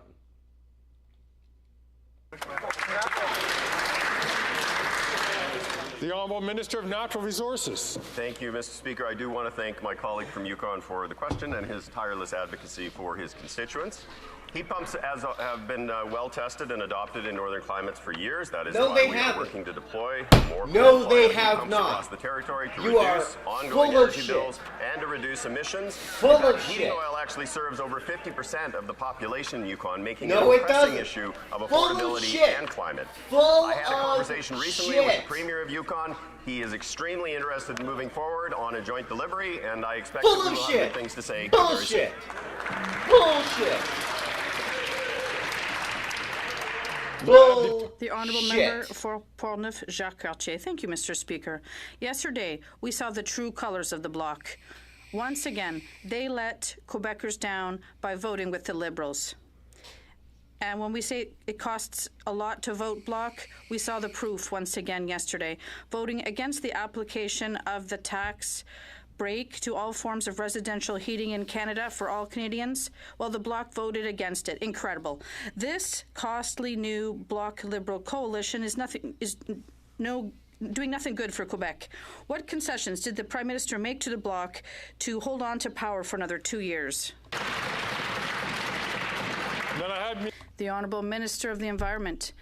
Last week, the Honourable colleague asked what my former Greenpeace colleagues thought of my work, and then he thought what Equiterre thought about it. And here's what they said in terms of our plan.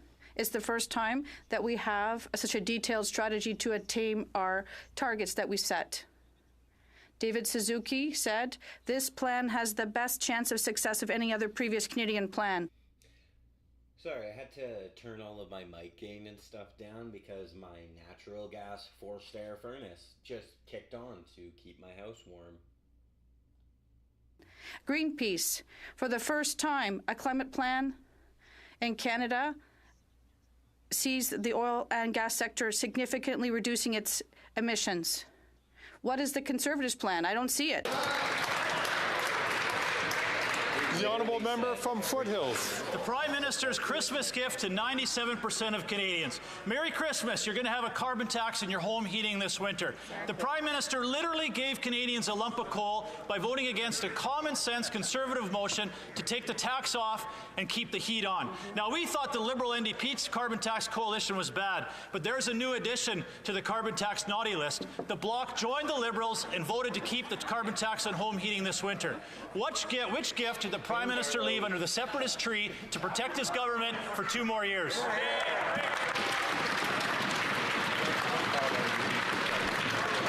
The Honourable Minister for Natural Resources.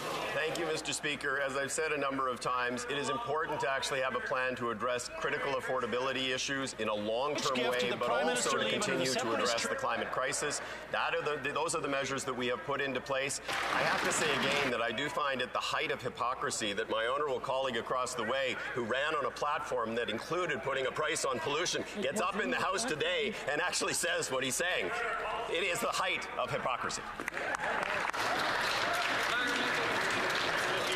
The honourable member from Foothills. The Prime Minister joined the separatists to divide Canadians. Those Canadians will have to pay a carbon tax on their home heating over the winter, and 3% of Canadians who will get a pause on the pain. It's clear that the Liberals and the Bloc, their Christmas gift to Canadians is to punish families for heating their homes this winter. They voted against a common-sense Conservative motion to take the tax off for every single Canadian. Again, what Christmas wish did the Prime Minister grant the separatists for the Liberals to avoid an election on the carbon tax? The Honourable Minister for Natural Resources. You know, Mr. Speaker, I think every party in this House actually is concerned about affordability issues, but the only party in this House that does not care about the climate crisis is the Conservative Party of Canada. The only party that actually has no plan to address it and doesn't even believe that climate change is real. Mr. Speaker, yesterday, the Leader of the Opposition essentially said he would walk away from Canada's climate targets, walk away from every member of the international community. He would walk away from our children's future, and he would walk away from a clean economy that will actually create jobs and economic opportunity across. Hang on.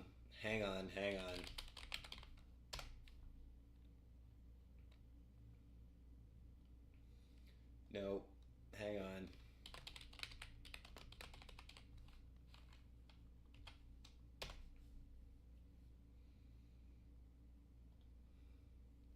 Hang on a minute. No, don't open random videos. Get out of here. Hang on a minute. This is what he's referring to. Qu'il n'en vaut. Where's the English version?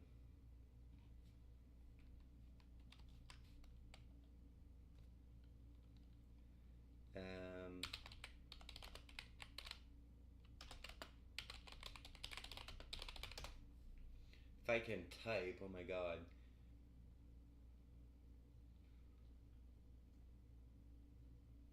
Where is it? I think it was CTV News that posted it. I think.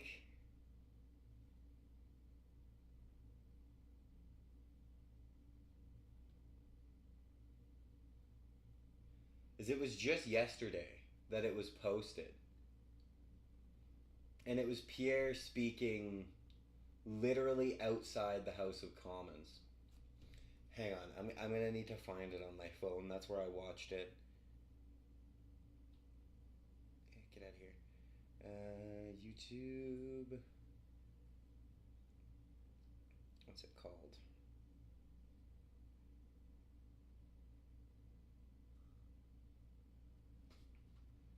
There it is. Liberals join separatists.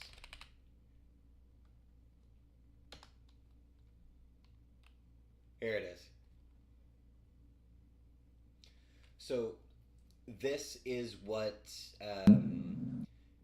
that minister is referring to in the House right now. Is this clip. With the separatists to divide our country. Given that the NDP was forced to flip-flop on Trudeau's plan to quadruple the tax, he had to find a new partner to keep him in power and avoid this non-confidence vote from passing. And who was there to save him? The separatists. He's now signed on with the separatists to divide Canadians into two separate classes. Those who will have to pay carbon tax on their home heat, and a small minority who will get a pause from the pain. All of Trudeau's MPs sold out their constituents and voted to make their home heating more expensive. Trudeau and his costly MPs have divided our country, raised our taxes, and pushed our people out into the cold. After 8 years of Justin Trudeau, 2 million people, a record-smashing 2 million people, had to go to the food bank in a single month. After 8 years of Trudeau, we've had the worst inflation in 4 decades and the fastest rises in interest rates in monetary history. After 8 years of Trudeau, housing costs have doubled, and the share of an average paycheck required to make payments on an average home is higher than ever before. It now takes 25 years to save up for a down payment on an average Toronto home. It used to be you'd pay off an entire mortgage in that time period before Trudeau. And after 8 years of Trudeau, you can now buy a 20-bedroom castle in Scotland for a lower price than a 2-bedroom home in Kitchener. After 8 years of Trudeau, criminals ask if they can stay in jail longer so that they don't have to get out and pay the rent in his housing hell. And to make matters worse, Trudeau wants to quadruple the carbon tax on your heat, gas, and groceries. So with today's vote, and with his hide and divide strategy, Justin Trudeau has set us up for the carbon tax election. We don't know when it will come, but it will happen. And it will be a simple choice between Justin Trudeau's plan to quadruple the tax on your heat, gas, and groceries, and my common sense plan to axe the tax and bring home lower prices. Thank you very much. Mr. Poilievre, specifically on, you keep promising to axe the tax. I understand. Okay, so this right here, now that you've got the context, this is what that minister just commented on. Is this what he's about to say right here? And you want to axe the carbon tax on consumer side. Can you clarify, would the Conservatives support a pollution price, a carbon price of any type on the industrial side? Well, the heavy industry does not pay the carbon tax. It only applies on, the fuel charge only applies on gas, diesel, and home heating. And so we're going to axe the carbon tax. But would the Conservatives support pricing pollution on the industrial side, as there is one? Our election platform will deal with all these issues. When will we see that? When the carbon tax election happens, yes. Monsieur Poilievre, à part le vote d'aujourd'hui et à part le vote d'aujourd'hui, qu'est-ce qui vous fait croire qu'il y a une coalition avec le Bloc et que l'entente avec le NPD, c'est chose du passé? Parce que là, vous dites c'est soit nous, soit la coalition. Est-ce que vous questionnez la presse? La presse a confirmé qu'il y a eu une conversation entre les ministres libéraux et le Bloc. Je ne vais pas... Pourquoi est-ce que vous continuez à dire que la taxe carbone s'applique au Québec, alors qu'elle ne s'applique pas et que le Québec a son propre règlement sur les combustibles fossiles? C'est pas vrai. Le deuxième taxe carbone s'applique au Québec. C'est clair. C'est pas une deuxième taxe carbone qui s'applique dans tous les provinces pour règle l'essence de vente sur le diesel transporté. Keeps saying that your party does not have a climate plan. Would a Conservative government commit Canada to meeting the Paris targets? Our common sense plan uses technology and not taxes to bring down both emissions and the cost of living. We've already said we will green light green projects like small modular nuclear reactors, hydroelectric dams, tidal wave power, and other emissions-free energy that will lead to a massive boom in the clean energy that goes onto our grids and powers our future. We said we will speed up the approval of lithium, graphite, cobalt, and other mines that will be necessary for the electric future. That is only possible if you get government out of the way and speed up approvals to green light green projects. That's a common sense plan. The common sense plan. Will you sign on to the 20? All right, and And this here is the specific talking point that he's referring to in this speech. Support the 2030 targets. That's a good question. Let's see how far off Justin Trudeau's carbon tax disaster is for meeting those targets, because so far he hasn't met a single solitary target when it comes to greenhouse gas reduction. So we now know, by Justin Trudeau's own admission, that the carbon tax is not a climate plan. According to him, you can remove the carbon tax off oil heat and it won't hurt the environment. That's his argument. So now the question you have to ask is that after 8 years in power, why is it that Justin Trudeau still doesn't have a plan to fight climate change? Thank you.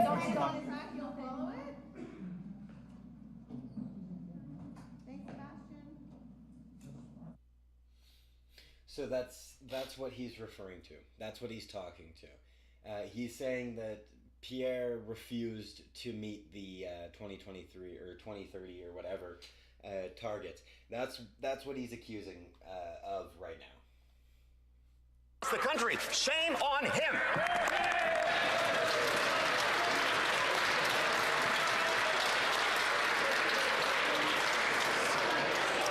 The honourable member from South Shore, St. Margaret's. After 8 years, the revolting Atlantic Caucus and the panicking, plummeting Prime Minister now have two coalitions with which to flip Canadians the bird. The costly coalition with the NDP to drive the cost of everything up. Unfortunately, Canadians know too much about that. The other, according to the Quebec media, is with the separatist bloc, who committed to keep the Liberals in power for another 2 years. The costly coalition Prime Minister is not worth the cost. Will the Prime Minister release his full carbon tax coalition agreement with the separatist bloc? The Honourable Minister for Natural Resources. Thank you very much, Mr. Speaker. I think my honourable friend across the way used the word revolting. You know what is revolting? Are the tactics, the circus act that is going on in the Natural Resources Committee, blocking the passage of Bill C-49. It is endangering the health and safety of the translators in that committee. It is an enormous waste of taxpayers' money. It is opposing the Premier of Nova Scotia, the Conservative Premier of Nova Scotia, and the Premier of Newfoundland and Labrador. It will create jobs and economic opportunity for the future in a manner that is consistent with fighting the climate crisis. Shame on him.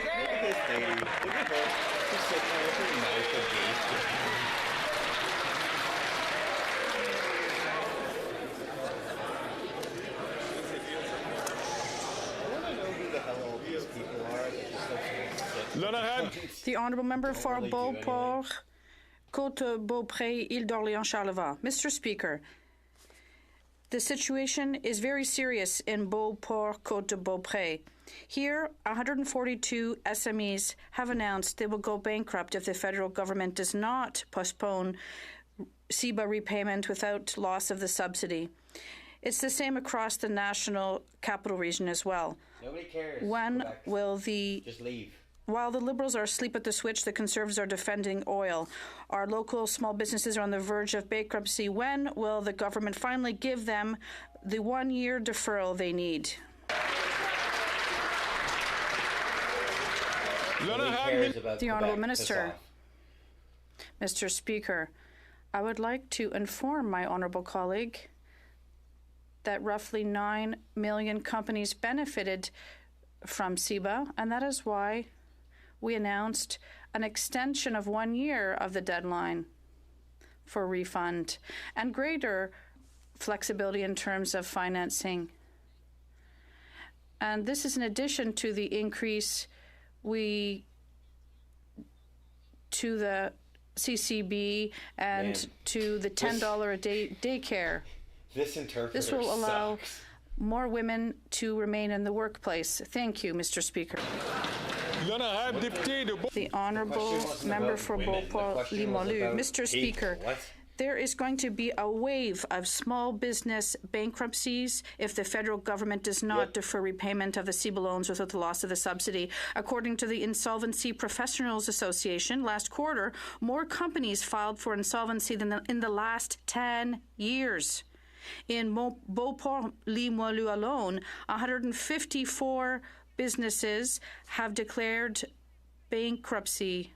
How can the Liberals sacrifice them?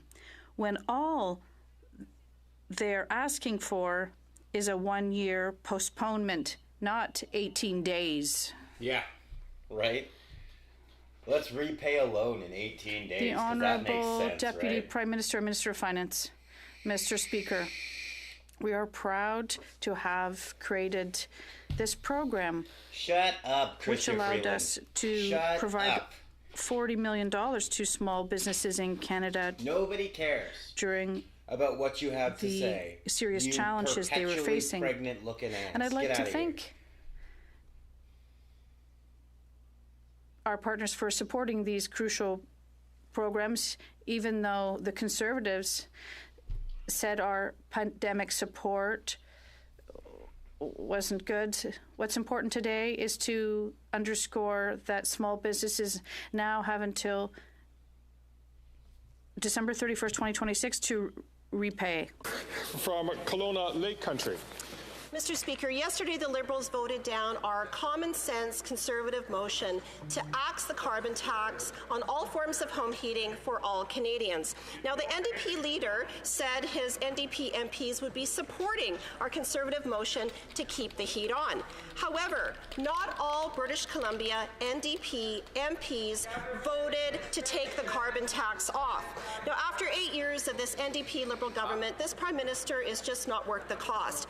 Will the Prime Minister quit forcing British Columbians' rates on British Columbia for the carbon tax rates, which he plans to quadruple on home heating?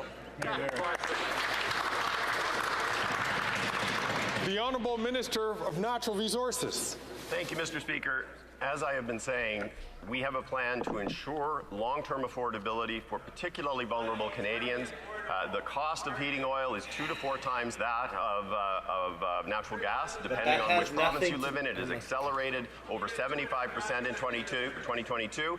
It is a plan that actually addresses that in a way that will give savings to people over the long term. It will do it in a manner that fights climate change. I had the opportunity to speak with Premier Eby about it last week, and I believe that the people in British Columbia will have access to exactly the same proposal as everyone else.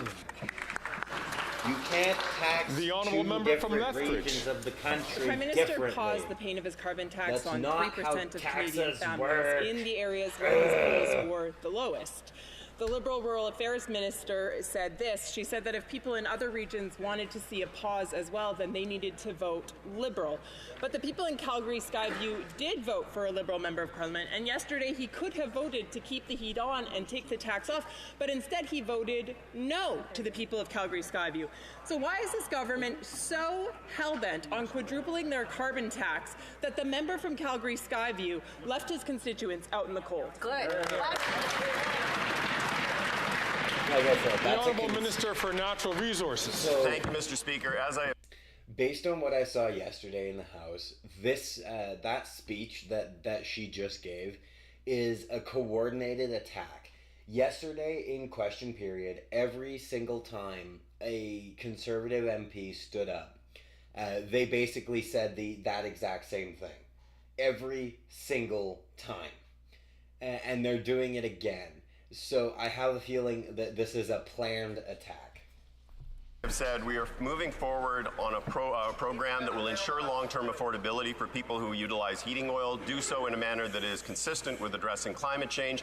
I have reached out to my counterpart in the government of Alberta, and we will be having conversations about how Alberta can participate in this project moving forward. But I would say once again that it is time, and I think Canadians are expecting the Conservative Party to be able to at least tell folks that they believe in climate change, they have a plan for addressing the climate crisis in a manner that is consistent with long-term economic prosperity and affordability.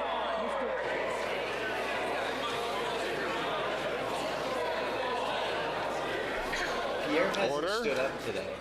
I'm pretty sure he's here.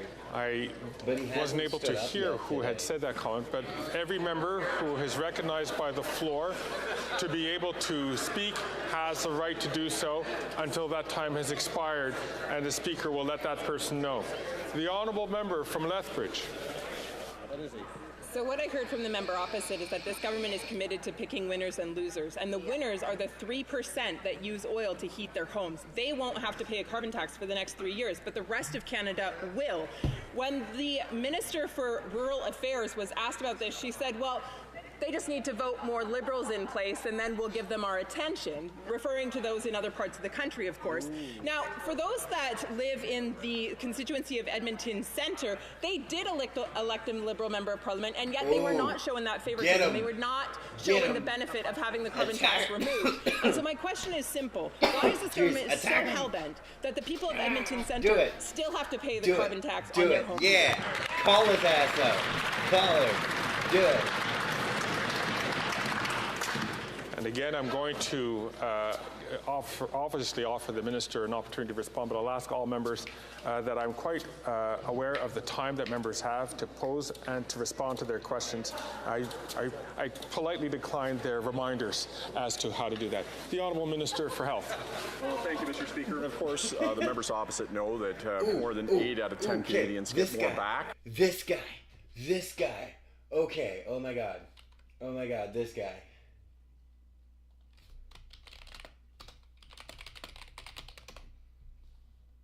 Hang on. Hang on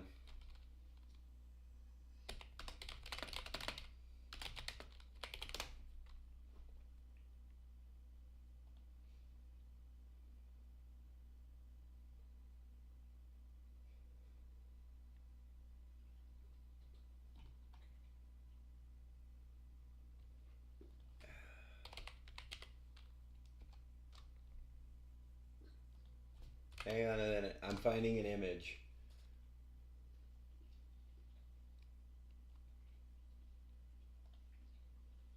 Here we go.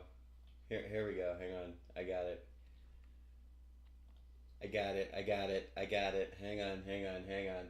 Before we let this man speak.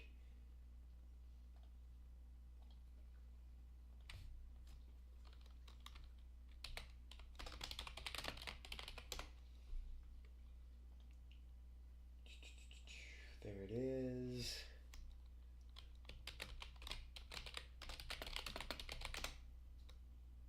There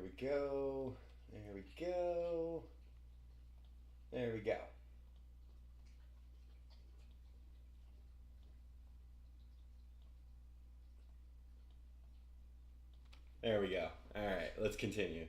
Than they pay. But why are we hell-bent on this? Because our planet demands it. Mr. Speaker, 15,000, that's the number of Canadians who died prematurely as a result of air pollution in the country. That cost $114 billion. It is escalating. If we refuse to take action on this, not only do we have a moral and fiscal imperative, but we have an obligation to ensure the party opposite doesn't return to attacking climate policies across the world and move back to an aggressive state where we cease making the project on climate action, Mr. Speaker. The Honourable Member for Pontiac. Mr. Speaker, more than 400,000 Quebecers still use home heating oil.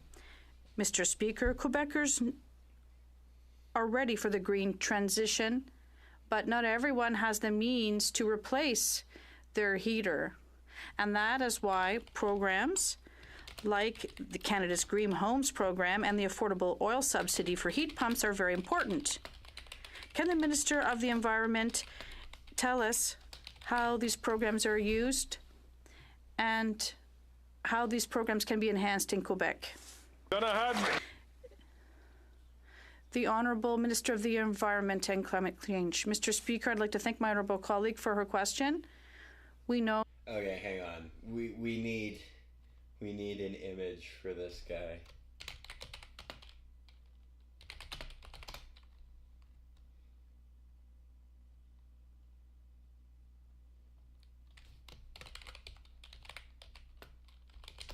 Here we go. I've got the perfect meme for this guy. I've got it. Hang on. I got it. I know exactly the image we need to use for this guy. I've got it. Hang on.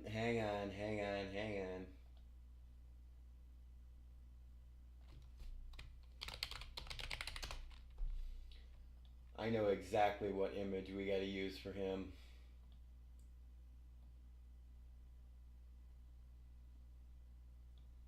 There we go.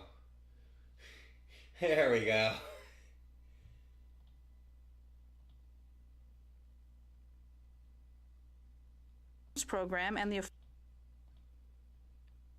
All right, let's do it. we know that home heating oil is the most expensive type of oil and has one that has seen the highest increase in recent years. Our heat pump program wants to save every family that has one $2,500 a year. And we're working with provinces to implement this program as quickly as possible to eliminate home heating oil across the country. The honourable member from Selkirk Interlake Eastmain. Manitoba's new NDP Oh, premier holy has shit. joined the chorus. This dude. Oh my God. He needs an image too. Hang on.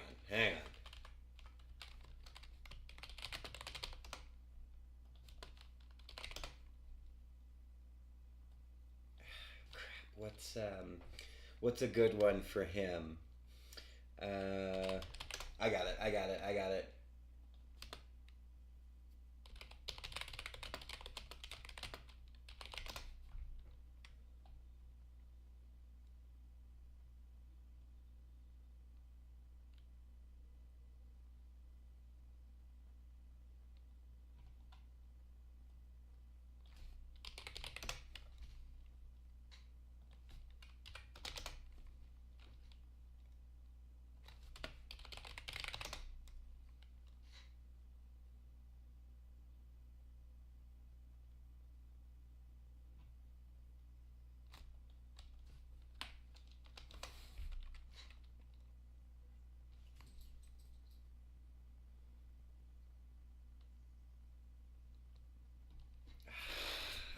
Can't find it.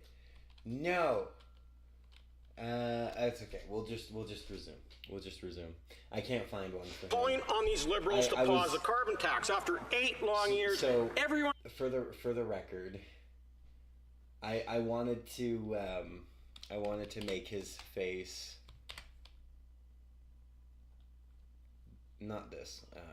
Shit. Hang on.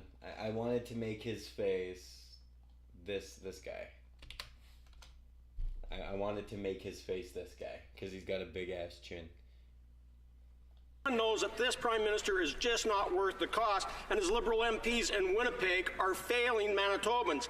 Yesterday, the member for Winnipeg North could have voted to take the tax off and keep the heat on for Manitobans, but instead he voted to leave his constituents out in the cold. And now these Liberals want to quadruple the carbon tax. Why does the member from Winnipeg North always follow orders from his Prime Minister at the expense of his own constituents?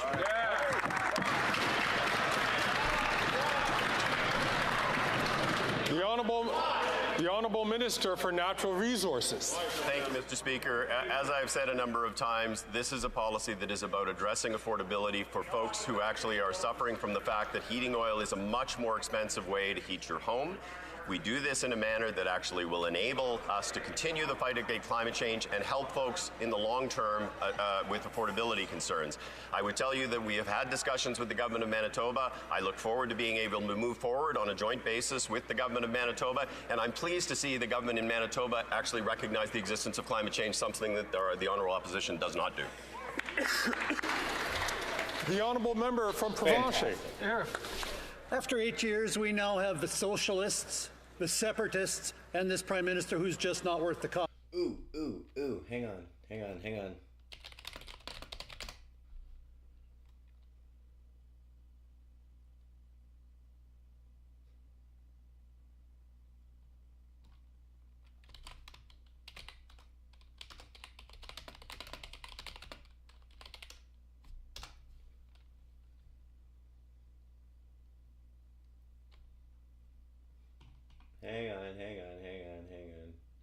I've got a perfect one for him.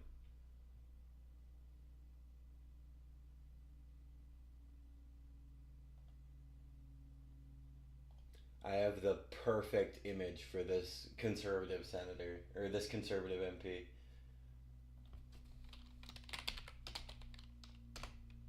I have the perfect one. There we go. Here we go. There we go. There, got him. Let's go. They're all part of this costly carbon tax that is leaving Canadians out in the cold.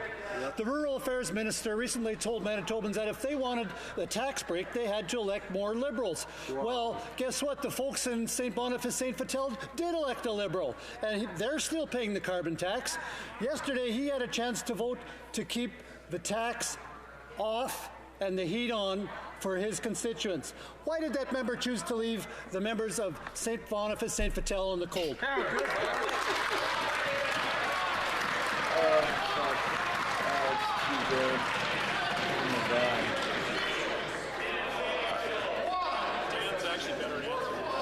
I would like to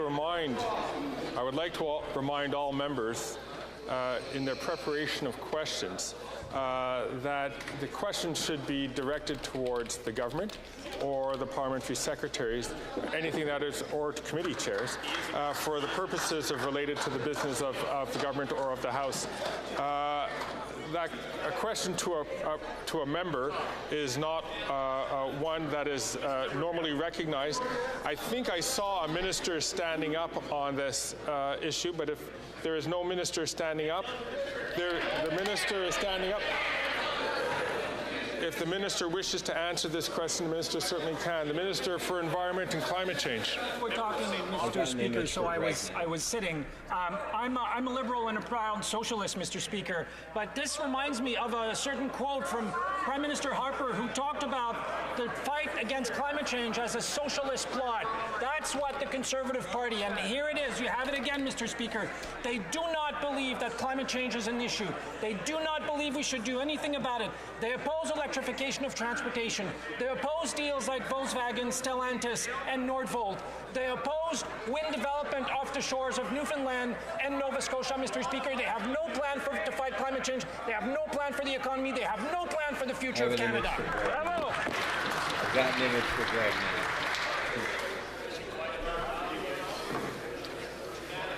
The honourable member from Flamborough-Glenbrook. Thank you, Mr. Speaker.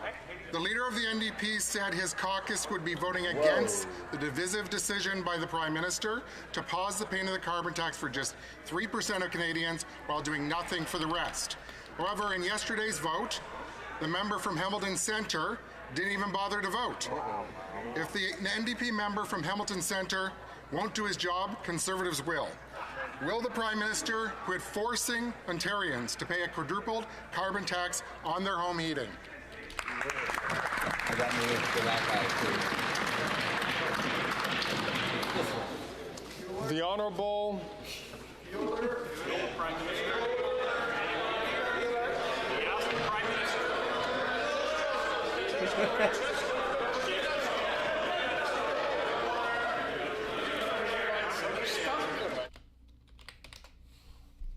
Unmute it, you bastard.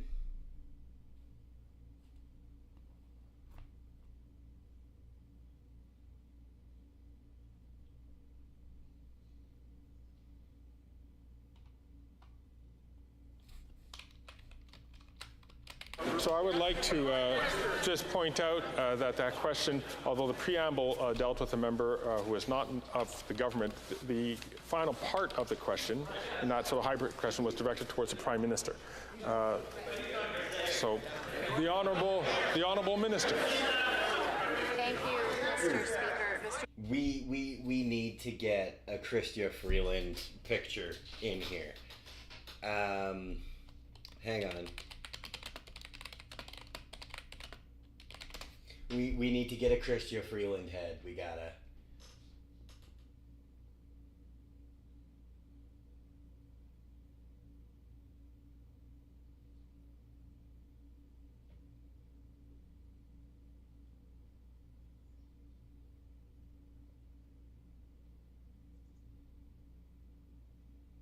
Hang on.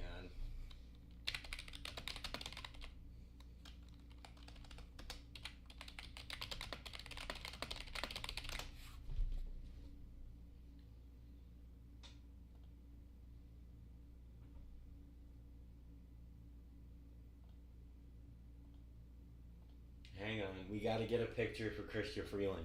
I'm sorry. I have to. I don't have a choice.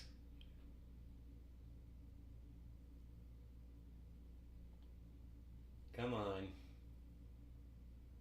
Give me something. Come on.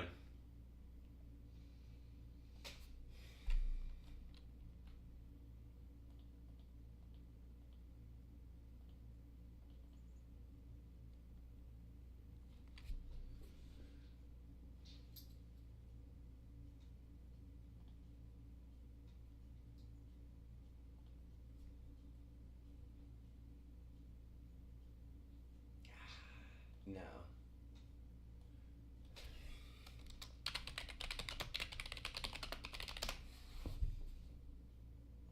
Hang on. I got it. I got it. I got it.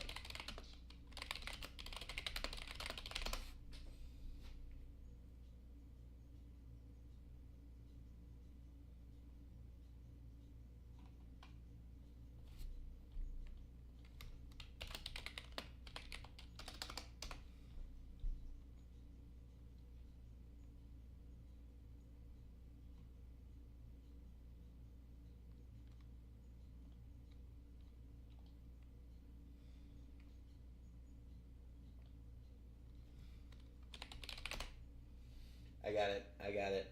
I got it. Don't worry. I've got it. It's not the one I wanted. I'll have to do this like separately. But this one works. It works.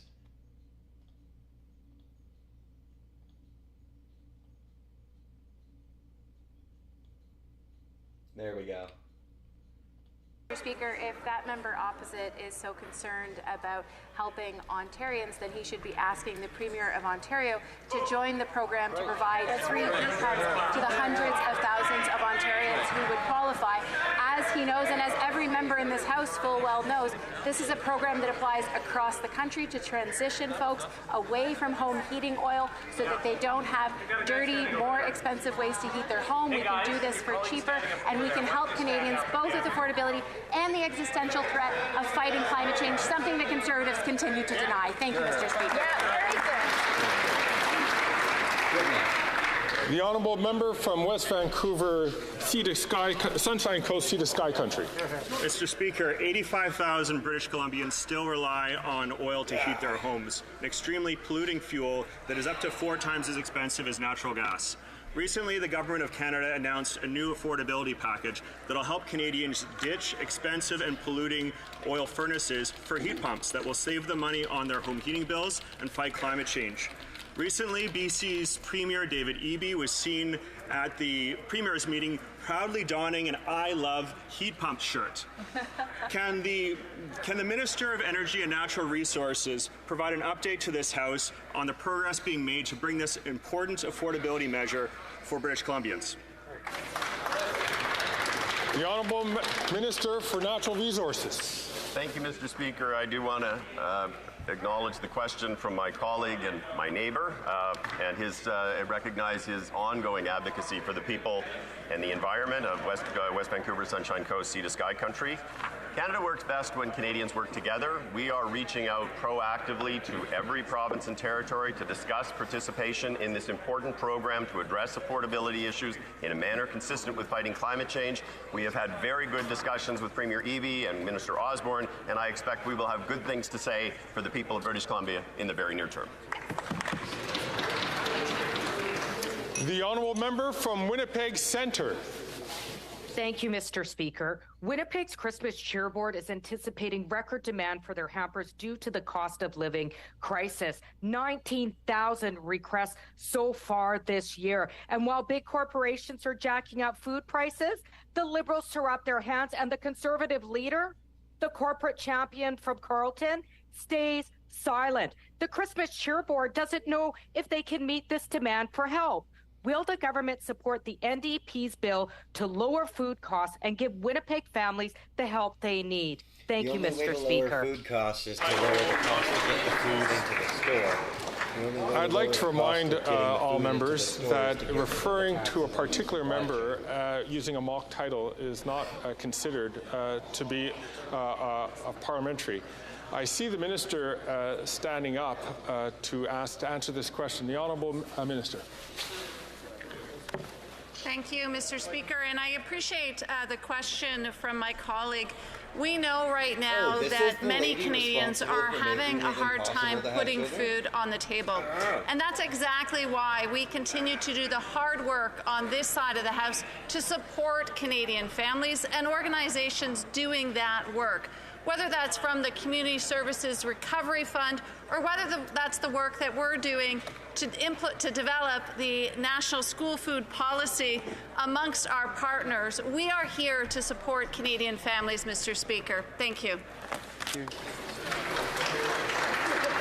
The Honourable Member from Nunavut. The gap for First Nations infrastructure is at $350 billion. The government committed to end the gap for First Nations by 2030, but the Liberals have spent less than 3% of what is needed. This does not even include funding for Métis and Inuit, which would make the gap even more extreme. Indigenous communities remain neglected despite the calls for actions. When will this government recognize Indigenous people's capacity and work with them to fill these gaps? The Honourable Minister. Thank you very much, Mr. Speaker, and I thank my colleague from Nunavut for this really important question. In fact, after a decade under the Harper government of no investments in First Nations communities, our government got to work with First Nations partners to start to close that infrastructure gap on things like clean water, Mr. Speaker, boil water advisories that have been left unattended for a decade, on things like housing, Mr. Speaker, community centres, health centres and schools. Mr. Speaker, I agree with the member opposite. The gap is huge, but we are making... You know what's one thing I notice about the Liberal Party? A lot of them are wearing these poppies, whereas almost every single member of the Conservative Party is wearing a Legion poppy. Progress with Indigenous leadership, and I'm very proud of that. And with that, we come to the end of question period. I do see a point of order. The Honourable Member from Provencher. Mr. Speaker, you know, after I asked my question, you indicated that the questions should be directed through you to a Minister of the Crown and not just to any random Liberal. Well, in fact, I was asking my question to the member of St. Boniface, St. Vital, who is a Minister of the Crown. He's a Minister of Northern Affairs who did not vote in favor of reducing home heating bills for his constituents. And so it was actually a minute. I'd like to thank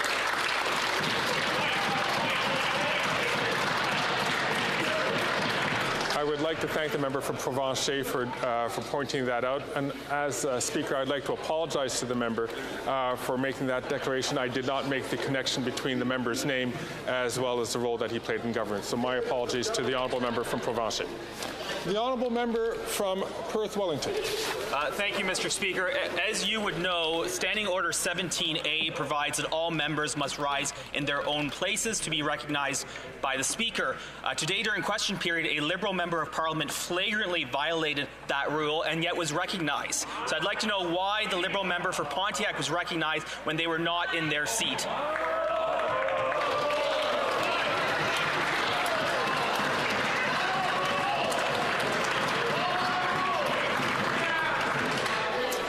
I'd like to thank the honourable member for raising this issue.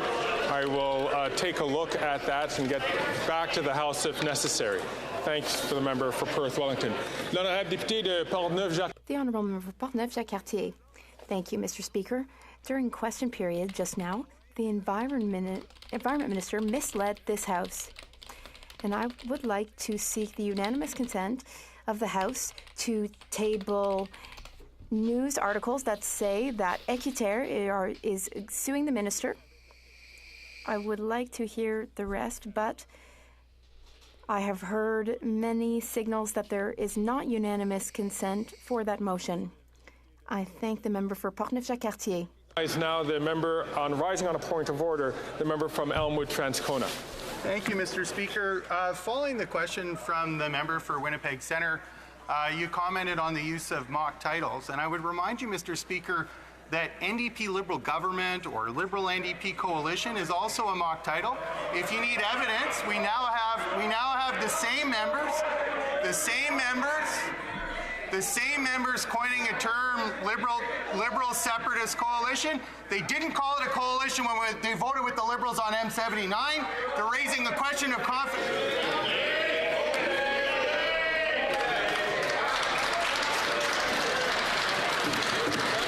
So I would like to thank the member from Elmwood Transcona for raising this issue. I think it's an important issue to clarify for all members who are here. When a member of parliament, an individual, is referred to in a way that has a mock title or a mock name or mocking the name of the riding, that is considered unparliamentary. When it's referring to the party or to the group, as much as I personally don't find it very helpful, it has been the tradition of this place to allow those comments which are not directed towards an individual member to be considered acceptable in this House. I would like to take this opportunity, however, to please remind all members that to ensure that there is decorum in the House, as well as to show fundamental respect that all members and that all parties, which are just composed of members, I ask you to please exercise great restraint when you're referring in a way to a group of folks in a tone that could be interpreted as being mocking. On a point of order, I see the honourable member for Kitchener Centre rising to the feet. Mr. Speaker. The honourable member. Thank you, Mr. Speaker. Seeking your clarification on the same point of order, I believe the member for Elmwood Transcona both spoke to mock names, but also use of terms like coalition. For example, today, this talk of a Liberal bloc coalition when they voted together. For example, yesterday, the NDP voted with the Conservatives. Is that a new coalition? And are we going to be allowed to use the word coalition when two parties simply vote the same way? I'd appreciate your clarification. Thank you. I'd like to thank the member from Kitchener Centre for this. As a matter of fact, this issue was raised by the member for New Westminster Burnaby last week.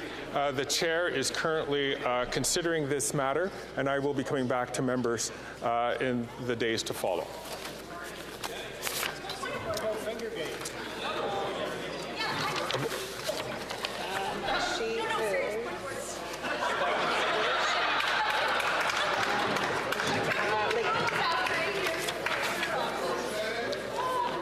Order. Order. I'm going to recognize the member from Lakeland, but I'm going to ask the member of Lakeland to please quote the point of order, or to try to make it very brief so that we can move on to the business of this House. The honourable member from Lakeland on a point of order. Thanks, Mr. Speaker. Of course, you know, I'm the type of person who has a hard time saying hello in a minute, so I'll try to do this efficiently. Thanks to the Peanut Gallery for your input. So, Mr. Speaker, just on this, as you deliberate on what we can and can't say here and what kind of topics we can and can't ask about, I just have a question. If in the process of all that, you can also consider when members are asking questions that are clearly provincial policies, or they're clearly about provincial governments, or they're clearly about topics that actually, or they're partisan, and they're clearly about topics that really aren't government policy. I'm assuming that, that's going to go into your deliberation. You'll get back to all of us on that too. Thanks. I'd like to thank the member.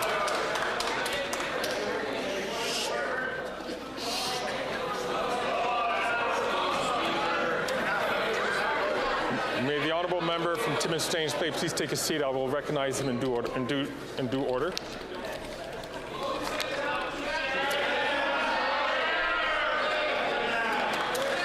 So I'd like to thank members. I would like to assure all members that I can quite easily ask members to sit down on my own. I thank you for your offers of assistance, but it's much better for me to handle it here. I'd like to thank the member for Lakeland for raising this issue. However, and that is part of the reflection which I'm having, but I can mention it has it has been a long tradition in this House that sometimes questions might take the form of a hybrid method. From time to time, speakers have tried to curtail this. I know that my predecessor from Regina Capel tried to do this as well, to try to get people to not ask questions that start off in one direction and then at the last minute switch into a matter of government administration. This is something which is being considered, and I will get back to all members, as I would promise to get back to the member from New Westminster, Burnaby. The honourable member from Timmins James Bay rising on a point of order. Good. Thank you, Mr. Speaker, and I appreciate your reflection on that.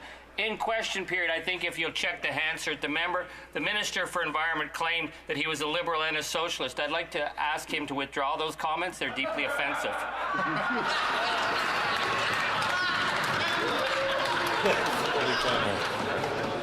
It's always good to have a bit of levity, but that is not a point of order.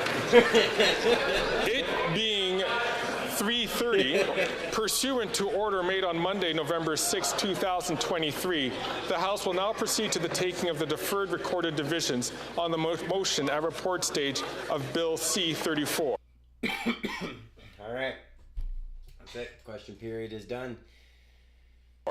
Call in the members. Time for the vote.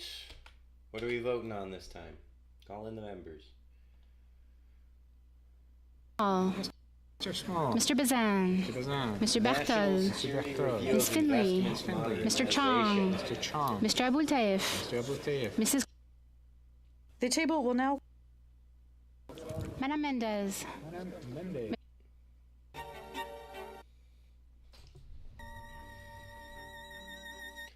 Okay, let's look at what Bill C-34 is. Bill C-34. Info, Bill C-34. Let's see. National Security Review of Investments Modernization Act. Text of the bill. Reprinted as amended by the Standing Committee on Industry and Technology. Notice of certain investments to be given prior to their implementation. Authorize the Minister of Industry, after consulting with the Minister of Public Safety and Emergency Preparedness, to impose interim conditions in respect of investments in order to prevent injury to national security that could arise during the review. Require, in certain cases, the Minister of Industry to make an order for the further review of investments under Part IV.1. Allow written undertakings to be submitted to the Minister of Industry to address risks of injury to national security, and allow that Minister, with the concurrence of the Minister of Public Safety and Emergency Preparedness, to complete the consideration of an investment because of the undertakings. E. Introduce rules for the protection of information in the course of judicial review proceedings in relation to decisions and orders under Part 4.1. Authorize the Minister of Industry to disclose information that is otherwise privileged under the Act of Foreign States for the purposes of foreign investment review. Establish a penalty not exceeding the greater of $500,000 or any prescribed amount for failure to give notice of or file applications with respect to certain investments, and increase the penalty for other contraventions of the Act or regulations to the greater of $25,000 and any prescribed amount for each day of the contravention. Investment Canada Act is amended by striking out "and" at the beginning of paragraph A, by adding "and" at the end of paragraph B, and by adding the following after paragraph B. Paragraph C, an investment to acquire in whole or in part an entity carrying on all or any parts of its operations in Canada and that has a place of operations in Canada. Any individual or individuals in Canada who are employed or self-employed in connection with the entity's operations or assets in Canada used in carrying on the entity's operations if 1. The entity carries on a prescribed business activity. 2. The non-Canadian could, as a result of the investment, have access to or direct the use of material non-public technical information or material assets, and the non-Canadian would have, as a result of the financial investment, A. The power to appoint or nominate any person who has the capacity to direct business and affairs of the entity, such as a member of the board of directors or of senior management, a trustee of the entity, or in the case of a limited partnership, a general partner, or B. Prescribed special rights with respect to the entity. So basically what that is saying is investments into Canadian economies and Canadian businesses should benefit Canada. And if they're at any kind of risk to our national security, that the company receiving the contract, as well as the ministers who authorized it, would be held to account. Section 11 of the Act is renumbered to Section 11.1 and is amended by adding the following regulations. The Governor and Council may make regulations defining material assets and material non-public technical information for the purposes of paragraph 1C2, which would be material non-public technical information would be like trade secrets, stuff like that. Non-Canadian making an investment shall, in a prescribed manner, give notice of the investment that includes the prescribed information to the director. So basically, a Canadian company needs to be owned by a Canadian. So, like, the director of the company or the president of the company needs to be a Canadian, and the controlling majority needs to be Canadian. So that's for those of you who don't know. In case of an investment referred to in paragraph 11.1b, in respect of a Canadian business that carries on a prescribed business activity, or an investment referred to in paragraph 11.1c, no later than the prescribed time prior to the implementation of investment, and in case of any other investment within a prescribed period. So basically what that's saying is they have to provide notice of their intent to invest.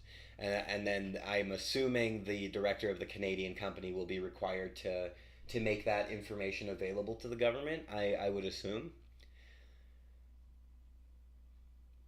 Are replaced by the following. Subject to subsections 25.2 to 25.22 and 25.33, a non-Canadian who gives notice of an investment under the paragraph shall not implement the investment unless the periods referred to in subsections 25.2.21 and 25.31 have expired. The investment is not reviewable under part replaced unless the director sends a non-Canadian a notice for review under section 15 within 21 days after a certified date referred to in paragraph. The investment is not reviewable. So basically this just seems to be outlining a bunch of stuff to prevent the arrive can thing from happening again. Basically, yeah, that's the idea, it seems. And then it's got some stuff in here for state-owned enterprise and non-Canadians investing. Some other stuff in here about prolongation, extensions. So yeah, basically just seems to be a bill just to prevent the arrive can thing from happening again. Basically, like, it seems to be a bill that is going to force the government to publicly disclose who it's investing with, who's investing in it, and what the investment is for. So that's a really good bill, but it doesn't surprise me that the Liberals are voting against it, like, at all. Feuille. Monsieur Desilets. Its proceedings. All right, let's watch the 5 minutes of the votes come in electronically here.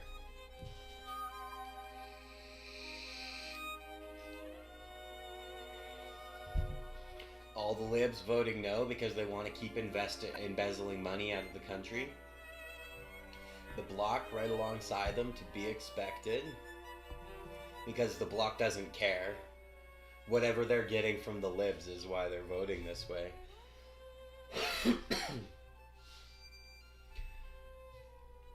This is all strategic out of the Bloc Québécois, and so many of them are going to lose their jobs because of this.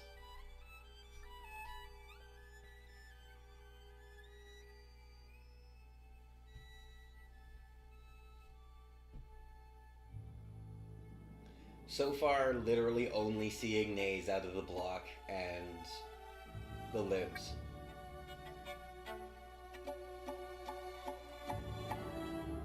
How can you say that this isn't a coalition? Like, actually, how can you say that? It's pretty obviously a coalition.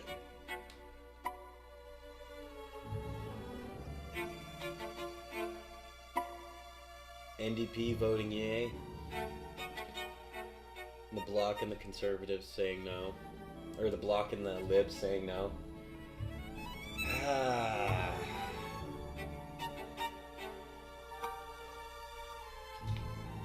See, and this is kind of the problem with our government, is they block everything.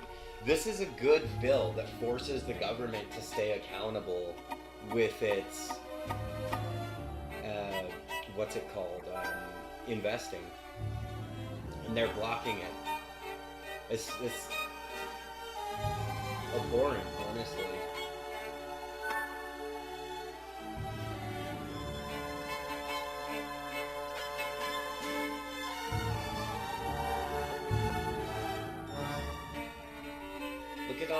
Look at all these liberals selling out their constituents. It's crazy. And the Bloc selling out their constituents as well. How can you object to this bill? It's basically anti-money laundering. It's basically an anti-embezzlement bill, and they're voting against it. Like, that's crazy.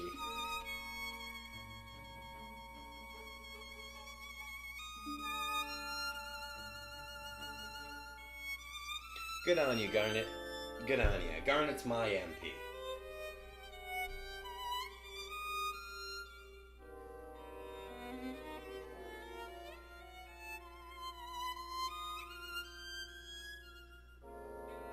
The fact that the NDP are starting to side with the Conservatives is actually a really, really, really bad thing. Even the Independents. Look at that. Look at even the Independents. Man. Okay, please tell me this passes. If we've got the Independents, we might actually be able to get this passed. If we have the NDP and the Independents, we might be able to get this to pass. Oh my god, Daryl Sampson flip-flopped on them. Yo, Daryl, my man. Daryl, hell yeah, Daryl. Fuck yeah. You go, Daryl. That's right, I love his mustache. Fuck yeah, okay. I'm excited. Alright, I don't think we're gonna see any more electronic votes in the last minute here. So let's skip forward to what happened. What happened? What was the result? Come on. It's just one last Conservative vote. Hell yeah.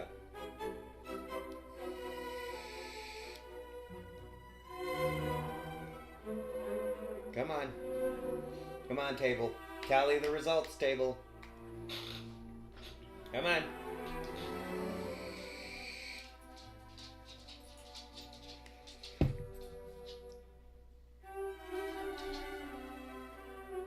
Come on. Oh. Daryl Sampson flopped. He hit the wrong button. He either hit the wrong button or he flopped. One of the two. Probably hit the wrong button. I would like to inform the House that the electronic voting period has now ended. Come on. If members were not able to vote due to technical difficulties, they may now use the raise hand function and the chair will recognize them. The table will now compile the results of the vote. Come on. Yeas pour 140, 140. Nays contre 183, 183. Defeated. They blocked it again. Motion number 3 defeated. Mr.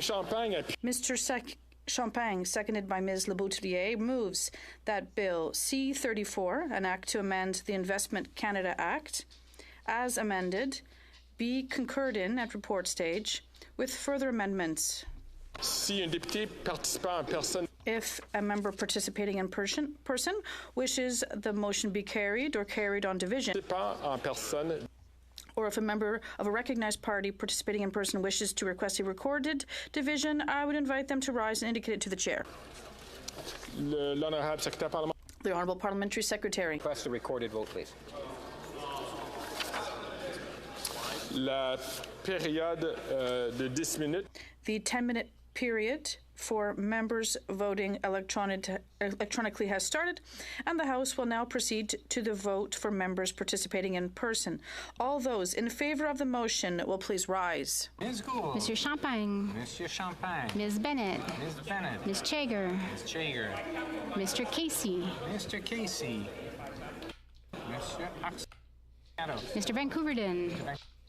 Mr. Hardy. They're voting again. Mr. Calloway. Or are they voting to strike it down? What are we voting for? Didn't you guys already vote for this?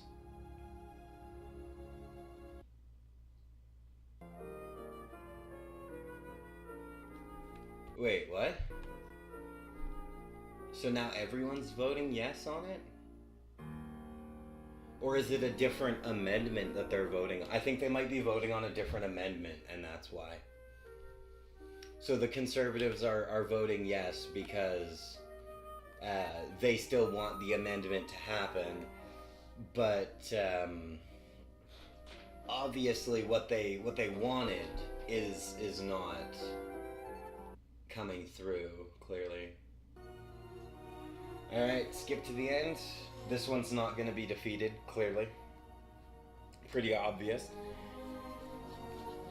Back to live for the votes.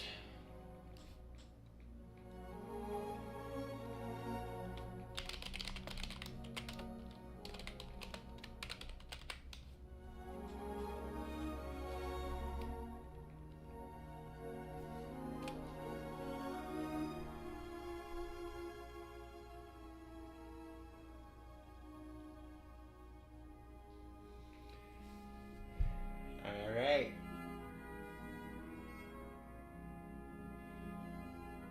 This one is definitely going to be passed. There's no way it's not. Literally, I'm pretty sure literally every member of the House voted yay.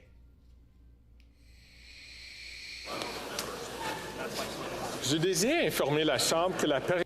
I wish to inform the House that the electronic voting period has ended. Si les députés n'ont pas. If members were not able to vote due to technical difficulties, they may now use the raise hand function, and the chair will recognize them. I find it frankly kind of hilarious. Le bureau va maintenant compiler. The table will now compile the results of the vote. Yeas pour 322, 322. Nays contre, 0, aucun. La motion adoptée. I declare the motion carried. Quand... When shall the bill be read a third time? Troisième fois. À la... At the next sitting of the House. D'accord. À l'ordre. À l'ordre, je vois. Order. I see the government House leader rising on a point of order. Thank you very much. Rising to add my voice to the point of order raised on Thursday, November 2nd and Friday, November 3rd by the member for Burnaby, New Westminster, respecting our rules and practices that questions posed by members during oral questions must be within the administrative responsibilities of the government or of the individual minister. Oh, who cares? All right, everybody.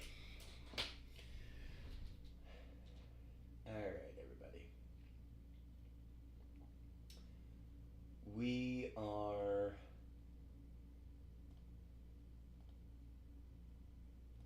officially at the end.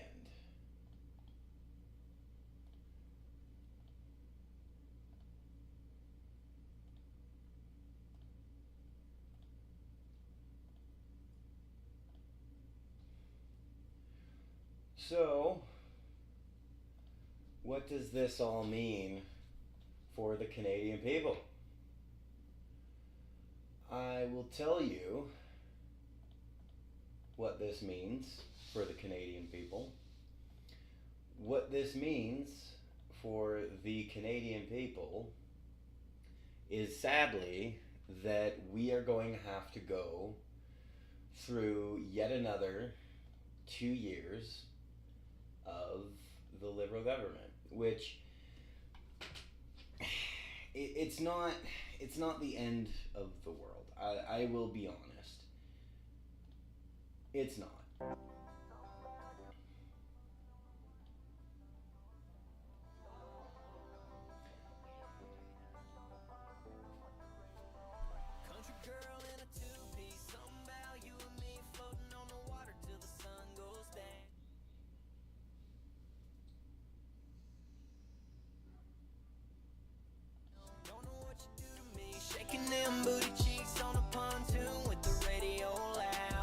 So, here we lie.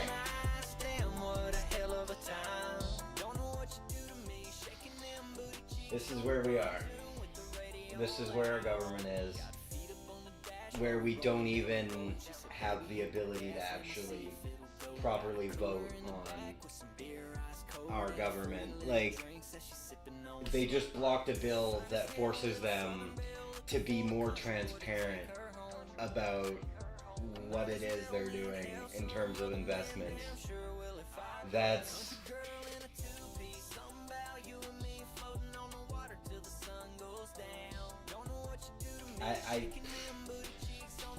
As the owner of a software company, I can't honestly condone that.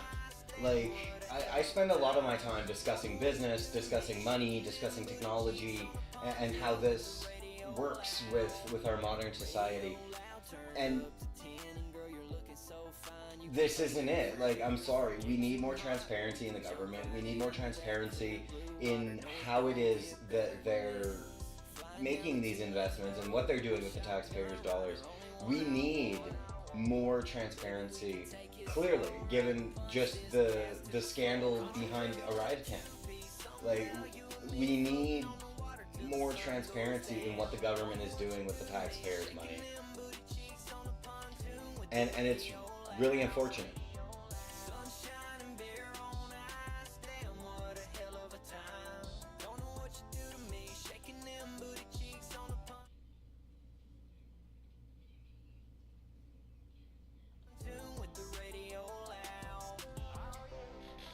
By the way, the reason the music keeps cutting in and out is because I keep going back to just make sure that audio levels are okay.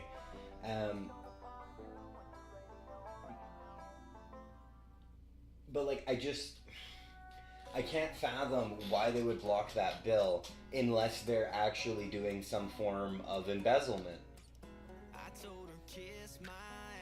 Well, anyway, we're gonna let this song play out, and then that's gonna be that for today, and I'll see you guys tomorrow.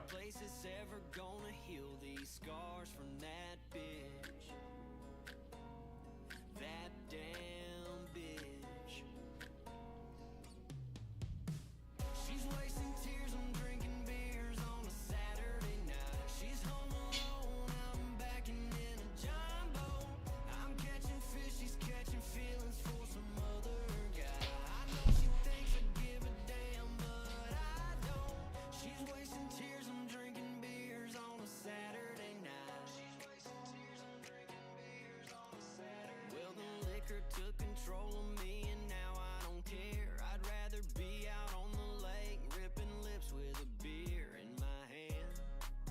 Give a damn about what she did, 'cause she'll always be that bitch. That damn bitch. She's wasting tears and drinking beers on a Saturday night. She's home alone, I'm backing in a jumbo. I'm catching fish, she's catching feelings for some other guy. I know she thinks I give a damn, but I don't. She's wasting tears, I'm drinking beers on a Saturday night. She's wasting tears, I'm drinking beers on a Saturday night.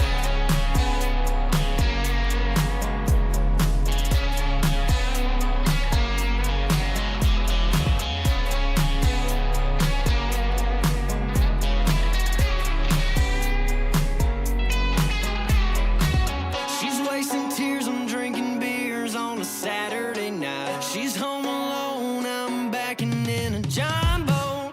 I'm catching fish, she's catching feelings for some other guy. I know she thinks I give a damn, but I don't. She's wasting tears, I'm drinking beers on a Saturday night. She's wasting tears, I'm drinking beers on a Saturday night.